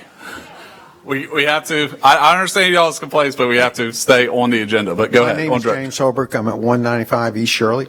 I'll be more than willing to take anybody out here in the council and show them exactly what these contractors did. We have a boat. I'll come down and meet you whenever you want to and take you out there so you can see the mess they left us. Yes, sir. Okay. All right. Mr. Edwards. Yeah, I'm trying, I didn't understand Rennie, answer to the guy, because I had the same question. Rennie, because a contract of that nature, you mean we don't have one person in the parish government responsible for oversighting contract specifically like that? Are you saying, because what I was hearing, you saying that it's based on different contract, we had different people. I thought the parish government had one particular person that was responsible for overseeing something of this nature. Because I really wanted to hear the answer to that, and I really didn't get the answer. Usually there is a professional of record on the contract who is typically the engineer. That engineer is contracted, part of his contract is to make sure that all the work that's being performed is done. That is typically reviewed by that individual, usually in consultation with the director over that project, and in some cases, engineering. This case, I believe there is a professional of record, but I don't want to get too far in it because I haven't looked at it recently. But yes, there is someone who is checking off the boxes to make sure that the work that is being billed, invoiced, was being done. And they're usually in percentages of phases, and that's how these things are typically handled. And there's a retainage at the end that's generally kept to make sure that all the final work is done. So you're saying it's done by contractor? We don't have a specific person on staff that oversee contract of this kind of It's a combination. Sometimes the engineers are involved on a project. Our engineering staff is very small, so sometimes they're heavily involved on some projects, and sometimes we rely on a professional of record. And more in some cases and less in some cases. So it just depends on the project, depends on the professional of record, and that's kind of the best answer I can give you. On this particular case, I don't want to speculate because I just haven't reviewed it in a while or looked at it exactly to give you a precise answer on that. But that's how those are typically handled. We had a director on. Yeah, we did. From the past, we did have one of our directors that. Yeah, we did have a director on that as well, but there also was a contractor, and my understanding is that engineering too will review things from time to time. Now, whether or not they did on this specific project, I can't answer that sitting here today. All right. Ms. LaFrance, do you want to finish your district update, or do you want to get back and then come back to it? Just one more item. I would like to make a request that Mr. DeMarco, that we, our inspector, whoever we use, to reevaluate the mobile homes in West Point, LaHash. When they first was evaluated after the hurricane, they declared that it was over 50% damage. However, when I walked in some of these homes, they're not over 50% worth of damage. And I was able to go with Mr. Hinckley, and we walked in one home. But I would like for the mobile homes to get reevaluated. Where is that specifically? West Point, LaHash. Okay. All right. Thank you. Yes, sir. All right. And I just wanted y'all to realize how passionate that the people from Lake Hermitage is behind this dredging project. Yes. You had a comment about this particular item? All right. State your name and address, please. Luana McAnisby. I reside at 148 West Shirley. I would like to request documentation when our parish president comes to our town meeting. We came to this, we're tired of the dead ends. We contact, we call, I'll get back. It's been going on a long time. So I would like to request that you bring actual documentation of what we've paid, who the contractors are, so we can get this taken care of. Thank you. Yes, ma'am. No, I get it, Mr. LaFrance. We just I didn't know you had it on your agenda item, so that's why we were like, okay, let's stay on the agenda as best as we can. All right, we're going to go back to, you good with your update? Okay, we're going to go back to 9K.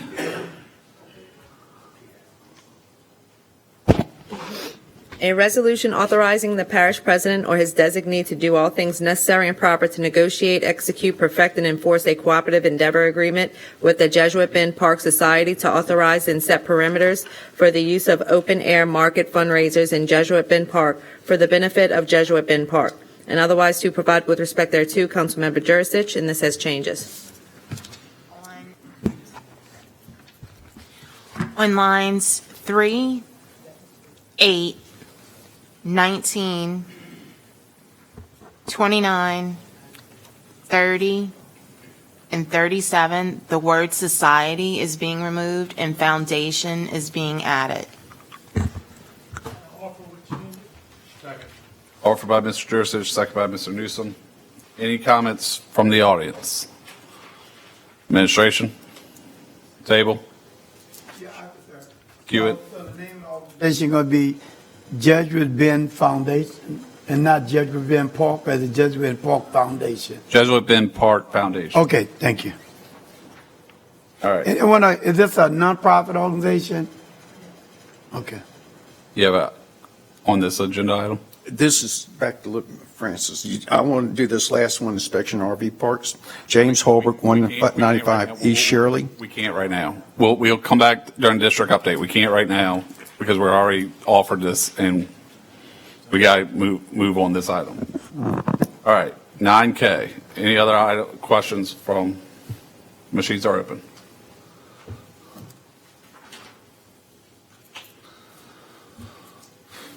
Mr. LaFrance stepped away. All right, passes 8-0. Mr. LaFrance stepped away from the table. L, an ordinance to amend the 5-year capital improvements plan, repairs, Port Sulphur YMCA pool project, and otherwise to provide with respect thereto. Councilmember LaFrance, and this has changes. Go ahead and read them.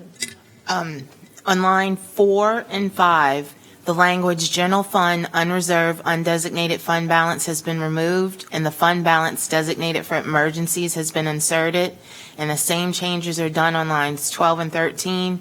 General fund unreserved undesignated fund balance removed and fund balance designated for emergencies added. Sorry, can you repeat that for me again?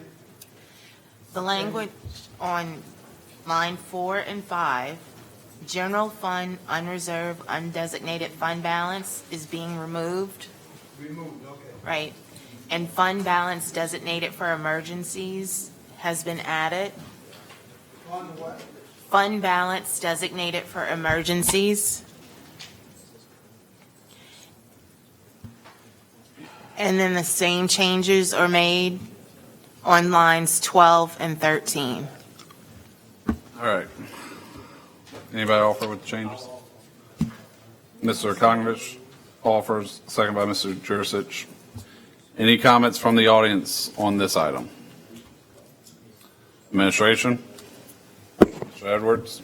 Yeah, I'm just concerned about the language being used here from general fund to emergency.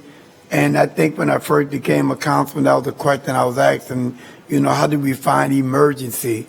When we use money for emergency, how do we find it? So I just hope that we can come.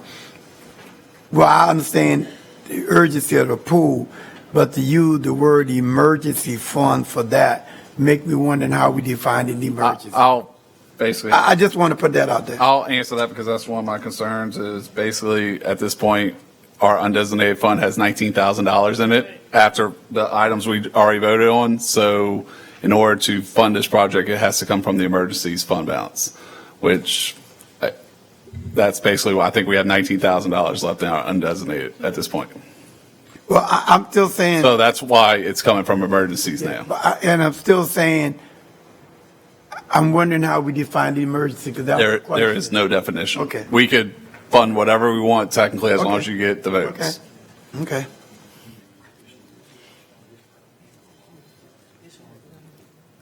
We didn't use emergency funds for that. I heard that. If you read the whole grant, it wasn't just that. All right. Any other comments? We beat this up enough. Machines are open.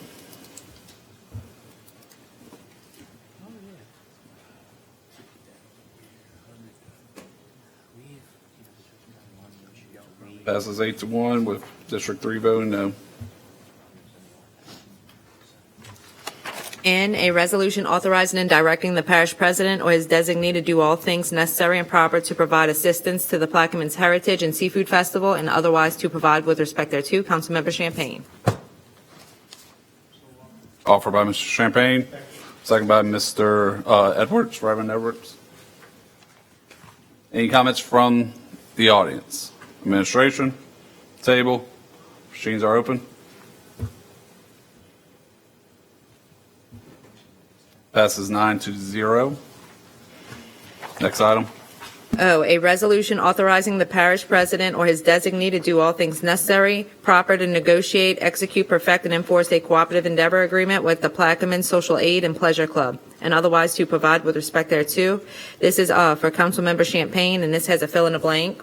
On lines 9 and 50, the dates of April 8th to April 13th, 2024 have been inserted.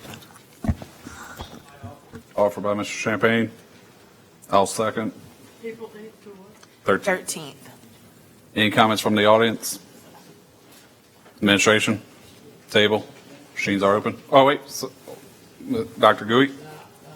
No, all right, machines are open.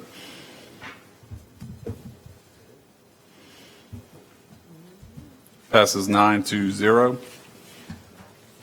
10, approval of the minutes from the February 22nd, 2024 regular meeting.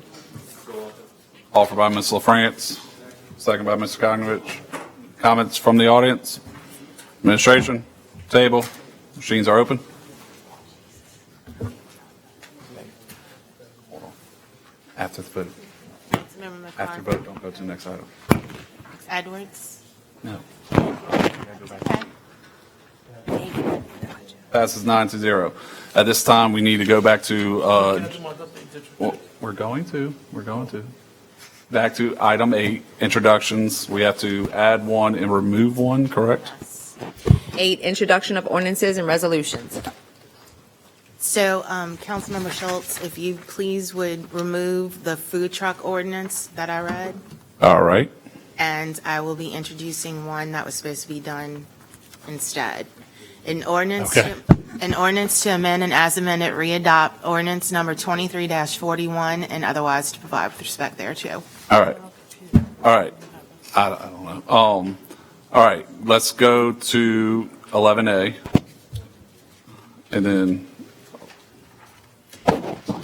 back on agenda. 11, new business. 11C, District 6 update, discussion regarding food trucks, discussion about Wilson Street. Mr. Newsom. Yes. Cue in. There you go. Yes, it was brought up to me by some residents talking about food trucks, so I'm opening up. I see we have a few folks in the audience. If anybody want to talk about some food trucks, we had some introductions that's going to take effect. Well, we'll vote on it next. It'll come up to vote next council meeting in Point Lahette. So if anybody has any discussion or food trucks regarding food trucks, now's your time. Please, like I said, try to limit to 5 minutes. Thank you. State your name and address. Well, he has on his agenda item just discussion on food trucks. So that's what we're talking about on this. State your name and address, sir. Danny Trosclair, 11334 Highway 23. I'm representing Captain Larry's Seafood Market and Restaurant. Lori Trosclair and Suzette Tillison are present in the audience, two of the hardest working people in the parish, trying to adjust to the changes that are happening with this parish.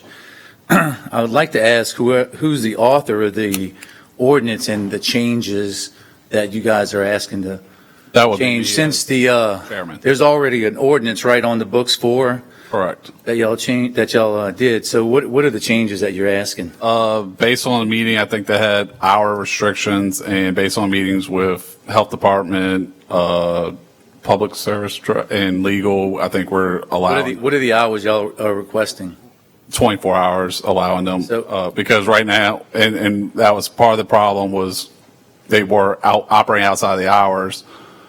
PPSO was basically saying, okay, what are the hours? And we said, per the ordinance, and then they had some requests, and we didn't see a legal issue with allowing 24 So hours. you're saying they were operating outside of the hours, which was illegal, Correct, right? correct. So now you want to. Which is what we're trying to crack down on, and we started cracking down on, and then they requested a meeting. Right. It's my understanding, correct? So you're not open. So the health department can't manage what they're doing now, and now you want them to open up for 24 hours when the health department's not even open? I'm trying to figure out what this ordinance changes is going to, how that's going to help the situation that's ongoing now. Because the health department cannot handle, I don't know if anybody's here from the health department, but I can tell you they're pretty much up in arms because between the sheriff's office and the health department, nobody knows who's in charge and who is the person to enforce any of these food trucks that are not in compliance. Now, this is nothing against the food trucks that are in compliance. I'm all about the parish making money, but I want to make sure that everybody's treated equally. Correct. Okay, so that's what I'm trying to understand. What's this 24-hour change going to do and help the other businesses adopt? So when we met with health department, they acted like they didn't have, anytime there's a complaint or issue, they go out. If there's issues with our health department and stuff, we need to possibly defer and look into it because, I mean, you were in that meeting, correct? Or was that Billy? I mean, they didn't act like there was an issue. Did you have any issues? Gather any issues like they are overworked and everything? I mean, my understanding is if there's a complaint, like there was complaints in Mr. Juris's district about dumping, and they went out there, PPSO went out there and took care of it. So if there's issues with, then we might need to defer it and next. I'm going to ask you to defer it because I think this is a huge issue. The state of Louisiana has permitting processes. I've sent them to both Mr. Ronnie and to Mitch. I think that the original ordinance was a food truck light ordinance, and it needs to have some teeth because the businesses that are operating, I would expect that this council would protect those properly licensed food businesses and who goes through a tremendous amount of effort to stay in compliance and months of preparation to safely provide food for this parish. And that's what this is. This is a public safety problem. Not only is it a public safety problem, I believe that there's some zoning issues that need to take place. I think that there's the fire marshal and the fire department need to get involved with some of these inspections. All these food trucks are not licensed in the state of Louisiana. That's a requirement. It's a requirement that you guys adopted. And just asking let's sit down and talk about it to make sure that everybody's treated equally. Basically, for $100 right now, you can go in business and not have anybody look over your shoulder. So, like Mr. Gouy said, there's a process in place. The state has one, and typically the parishes which allow food trucks, and I can tell you, after doing some extensive research, there are a lot of parishes who are totally against it for certain reasons, that they already have businesses that provide enough services for this. I can't tell you enough that there are food places that are suffering because of the traffic. That's a whole nother issue. I think this is just another spike in the back for those businesses, because they've called and expressed their huge concerns for this. And I can't tell you that my wife wakes up at 12:30 in the morning to get to work for 1:30 to open up for these guys at 2:30. We're trying to adapt just like everybody else is. But to allow another business or another industry to come in and not have the same requirements, I think is a travesty. Yep. So, Ronnie, you want to set up a meeting since this is your discussion item? Because, like I said, we anytime I've made phone calls to health department, I've seen them breaking some things and they go out. So, Chris, I can tell you. No. I'm not saying that there's not other stuff going on, because I'm not up at 2:00 in the morning. But what I'm saying is, when I see it, I do call our health department and they do go address it. I know I can talk to Mr. Clark. I see him standing back there. He had a complaint that one was parked too close to the highway. I called. They got moved back. They're on public property. It's not allowed. Exactly. That's the thing. I don't understand. We need to know what's going on. If you want to set up a meeting with me and Mr. Jurisic and Ronnie, I'm all about that. Let's set up a meeting and we can talk. Yep. I don't know about it. That's what I'm saying. Nobody's called me. That's why we're here, because there's, we were notified that you guys were going to have this meeting. Yeah, and he put it on there. Unfortunately, the introduction of the ordinances does not give you what the changes are. That's why I'm asking you these it's going to come out on Tuesday, the introduction, but what the actual language is. But that's basically what my understanding is from the meeting. And I think you guys just changed it again, right? No, I don't. What was that? I don't even know what it was under my name. That's why I don't even know. I think it was just there was. So I received 2 introductions from legal department. When I spoke to Renee about it today, one was done in error. That's the one we withdrew. That was the full 4-page regulations. Mr. Riley submitted an original introduction to do the whole code for that, and I told him that was unnecessary, that if we were going to amend just that one section regarding the 24-hour issue, that's all we needed to do. So I think when he sent the second one, for some reason there was 2, but it should have been, the other one should have been removed and that one inserted. So the only thing that's on the agenda is what the council asked for in the prior meeting, and that was to go to 24 hours. So that's the only change that was introduced today to be voted on at the next meeting. And that was based on a meeting with a couple council members and everything. But if you have a problem, let's set up a meeting next week, because we don't. I don't hear. Me. I'm speaking for. Well, Captain I'm just saying, Larry's. whoever wants to. But my question to you is it can't be handled now. How is operating 24 hours outside of what the health department operates going to make any changes? And who is the enforcer of these to make sure that they're in compliance?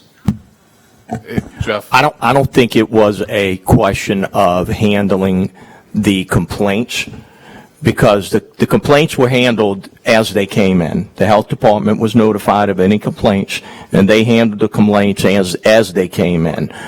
It was a discussion that was requested by, I don't even know who requested it, but whenever there's this discussion that needs to be had, we have it.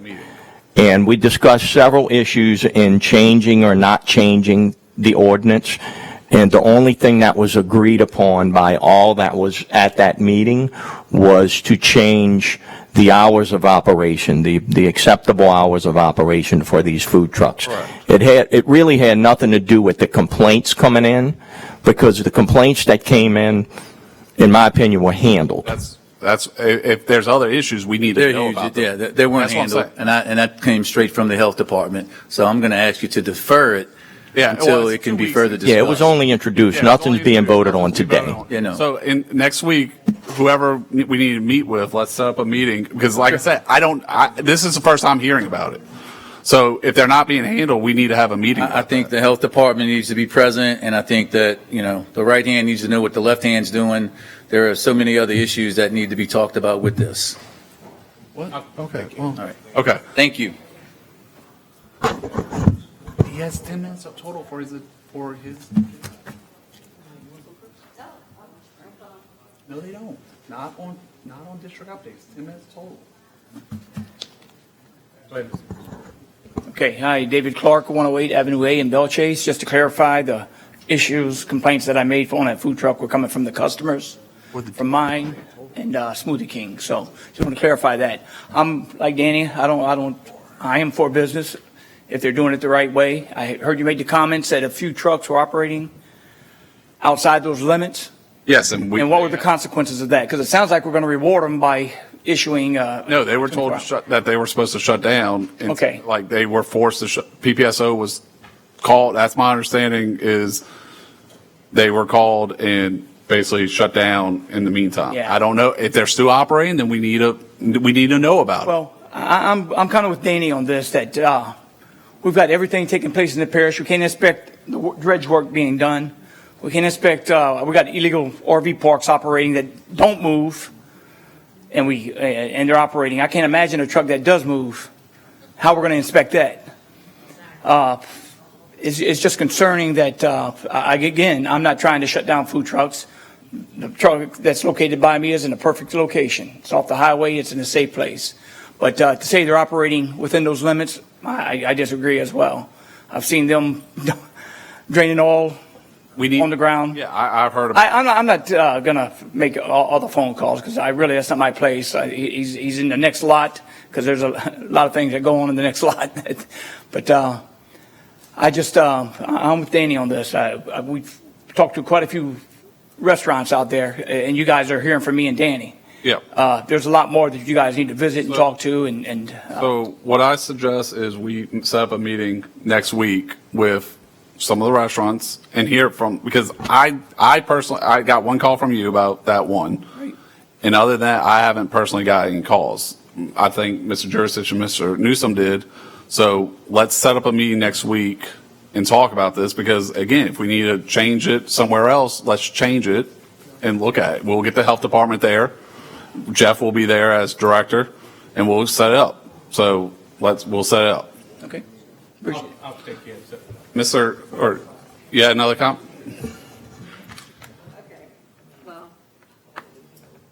Suzette Tillison, business is at Captain Larry's, 11334 Highway 23.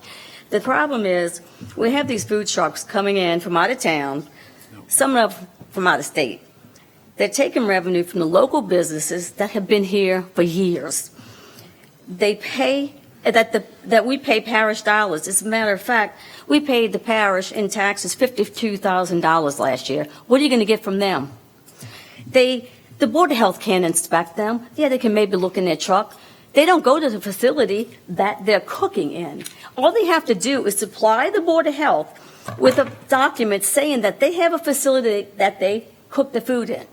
They don't know how they get it from the facility to the truck, how long it's in the truck. These trucks aren't equipped for all this.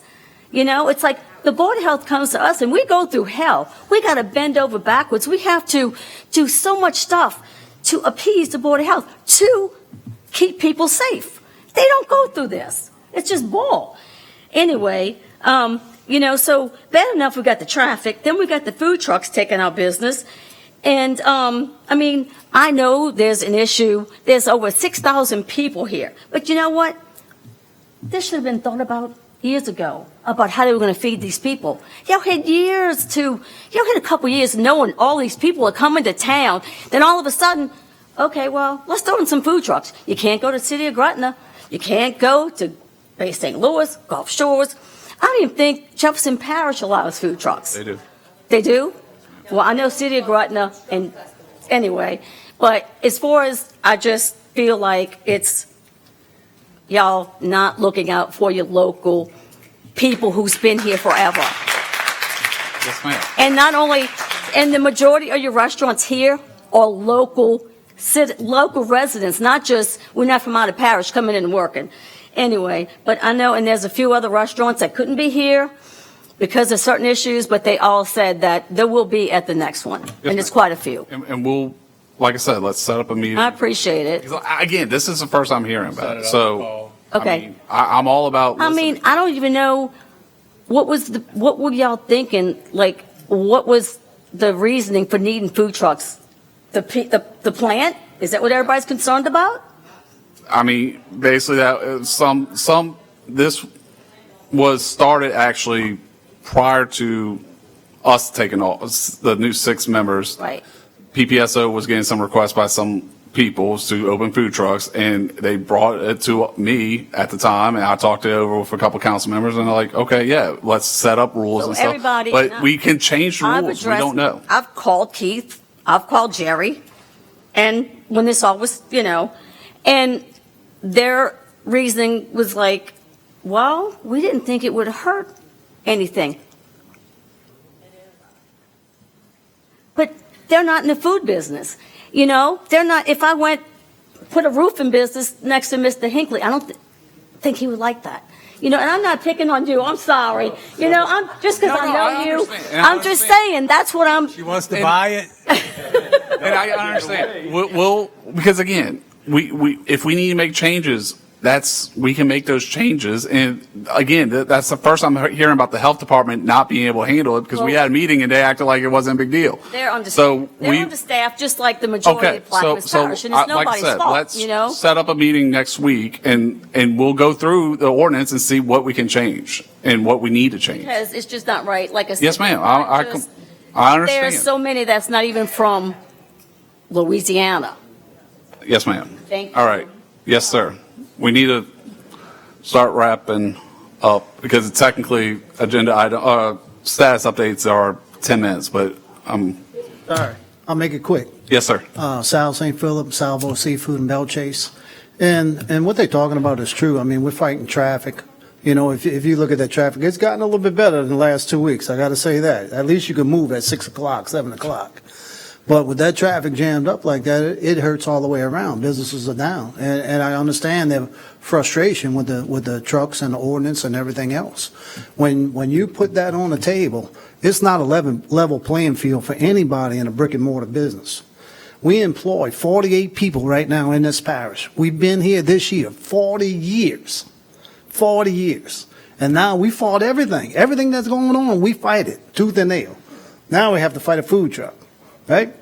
You said Waveland don't, Bay St. Louis don't have it, Gretna doesn't have it. There's reasons for that. Jefferson Parish has it. That's a place to go. They got to open it. Over here, we want to do business. We've been waiting for this all that. Y'all want to bring it to the plant, and that's the needs that they're looking for. That's where all the camper trailers are at. That's where all the man camps are at. Hey, send them down there. We don't have any more people in Belle Chase. We don't have any more houses. Everything is full. Everything's been full before they got here. Nothing else. But we keep dumping Meals on Wheels here, and it's a problem. Okay. It's a problem. So and I asked this, Mr. Newsom, when you put this on the agenda, I think the next meeting is in Point LaHash, correct? All right. I asked you to defer it till it comes back to Belle Chase. It will be under mine as the chairman, but I will defer. Okay. I will defer. I would appreciate that, because most people in our business are working shorthanded. Yes, sir. And it makes it really hard to get to the meetings. He put this, his discussion. Yeah. Correct. And I will defer it, and because I want to meet with everybody.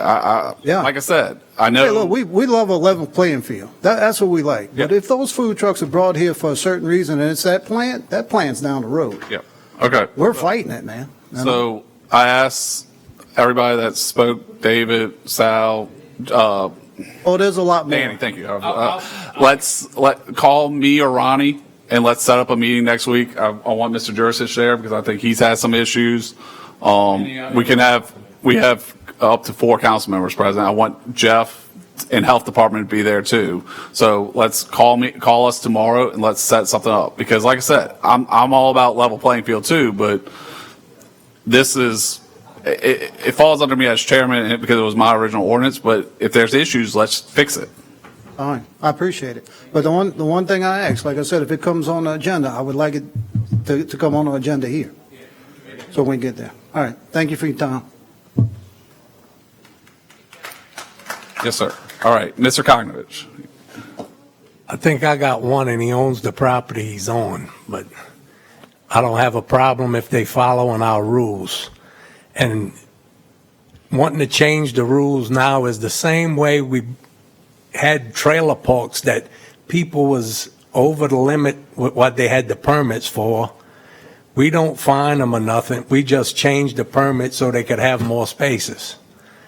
I said, I think we need to put a fine in there. If you're not going to follow our rule, this is the fine, and you're not going to work till you get up this code. Because same thing with the trailer park. Like I said, he had a permit for 25 spaces. He had 52 trailers in it, but we don't do him nothing. And, you know, I get tired of hearing up the road don't want it, send it down the road. What happens if we don't want it? We get stuck with it anyway, but what's the first thing when we get stuck with stuff down the road? How much money, tax money we getting? We need stuff in Belchase. I don't get to build nothing down the road. I get people voting against trying to fix a parish pool that we own. So that's where I'm at. All right, Mr. Jursich. Yes, one of the comments I am going to make was something you said in the beginning, Mr. Chairman, about, you know, since they're not in compliance and they're not following the rules, why don't we just go ahead and change the ordinance to fit their rule so they can be 24 hours? I don't agree with that. They're supposed to be shut down in the meantime if we change the rule. But I mean, we're going to change the rules to accommodate illegal activity. That means we should change the speed limit to 80 in Port Sulphur because everybody's speeding. That's the way I look at it. So I don't think we should be accommodating them for their discrepancies I don't think so. I mean, and sales taxes and everything else. This is very hard to monitor with these trucks that constantly move and go here, go there. You know, we're brick and mortar. Our sales taxes are sitting there in our registers. We pay extensive amount of sales taxes and health inspections. Do they even have a restroom facility in these food trucks for the workers to even utilize? I don't know if they do or not. And if they the ordinance, do, they're supposed to, I forgot the correct language, basically get their food from someplace that's already subject to inspection. I'm just talking about just for the workers in there. What do they do when they have to use the restroom? You know, there's a lot of things that go on these little food trucks. You know, I mean, maybe that's why some of the food's so flavorful, but anyway. Okay, let's try it. Mr. Edwards. Yeah, you know, I'm just amazed, and something the lady said a few minutes ago is something I've been saying a long time. We got so excited about LNG coming, and we didn't do the foresight to look at all these things. And what have happened because there are a couple of people who well connected come up with an idea and we just jump on it and don't understand you can't do nothing unless it benefit everybody. I just want to say this, unless we have a new health department, unless we created another new health department, I know the current health department we got hardly could do too much anything because they have a very small staff. So if you're saying the health department is responsible for stuff, I know we're going to be not going to be successful. I just think that we have to come up with some clear rules and stop changing stuff around. We have to some point come with a comprehensive plan how we're going to deal with everything happening with LNG coming into this parish, because we just all over the place. We just all over the place, and we got to stop being all over the place. And so I would hope, Councilman, that I don't know why we need to meet with restaurant owners. You know, this stuff is clear. I mean, I passed down the road and I was clear. I say, wow, they got these people close to a restaurant. Most places, if you have a business, you would have a place close to a work site where everybody at. Now, even if you do that, then that will prevent people from even coming up to some of the other traditional restaurants. But I just hope that we really look at this in a comprehensive way, because, you know, we behind the eight ball. We keep coming behind everything that we do, and everything is tied to LNG, but we still come behind the eight ball because we just doing things haphazard. We got to come with a better way of looking at everything that's involved with having a plant this size, with coming in, because of the RV, there's going to be other kind of vendors coming in. At some point, we need to stop and really look at this.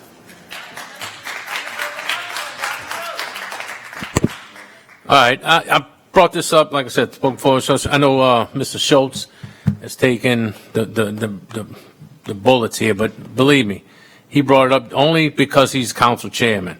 He's not the one for this. It was brought to him.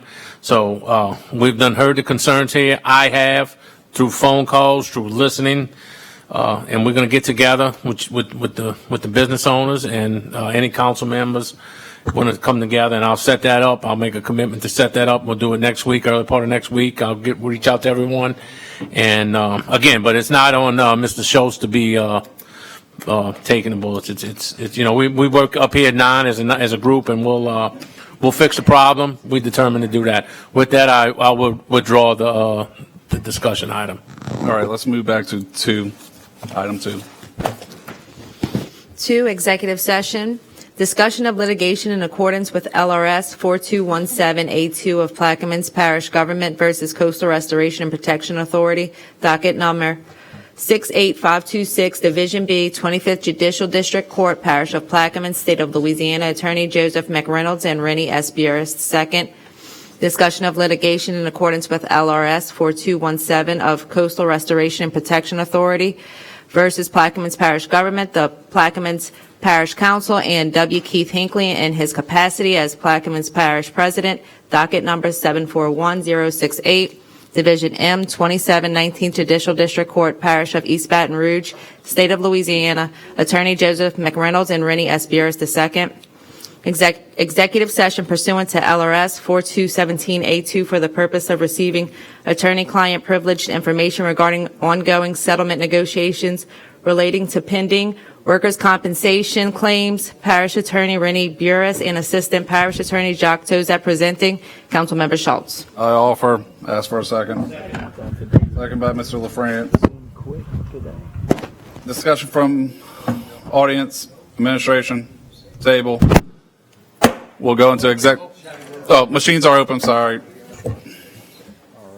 Machines are open for executive session. Mr. Gooey, Mr. Champagne. Passes 9-0. We'll go into executive session at 4:28 p.m.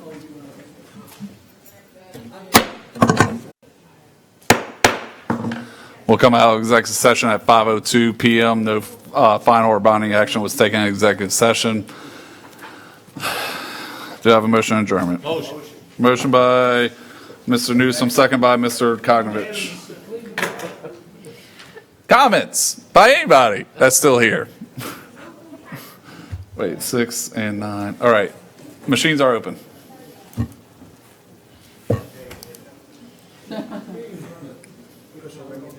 Passes 7-1. I just did it for you. We'll have adjournment at 5:03 p.m.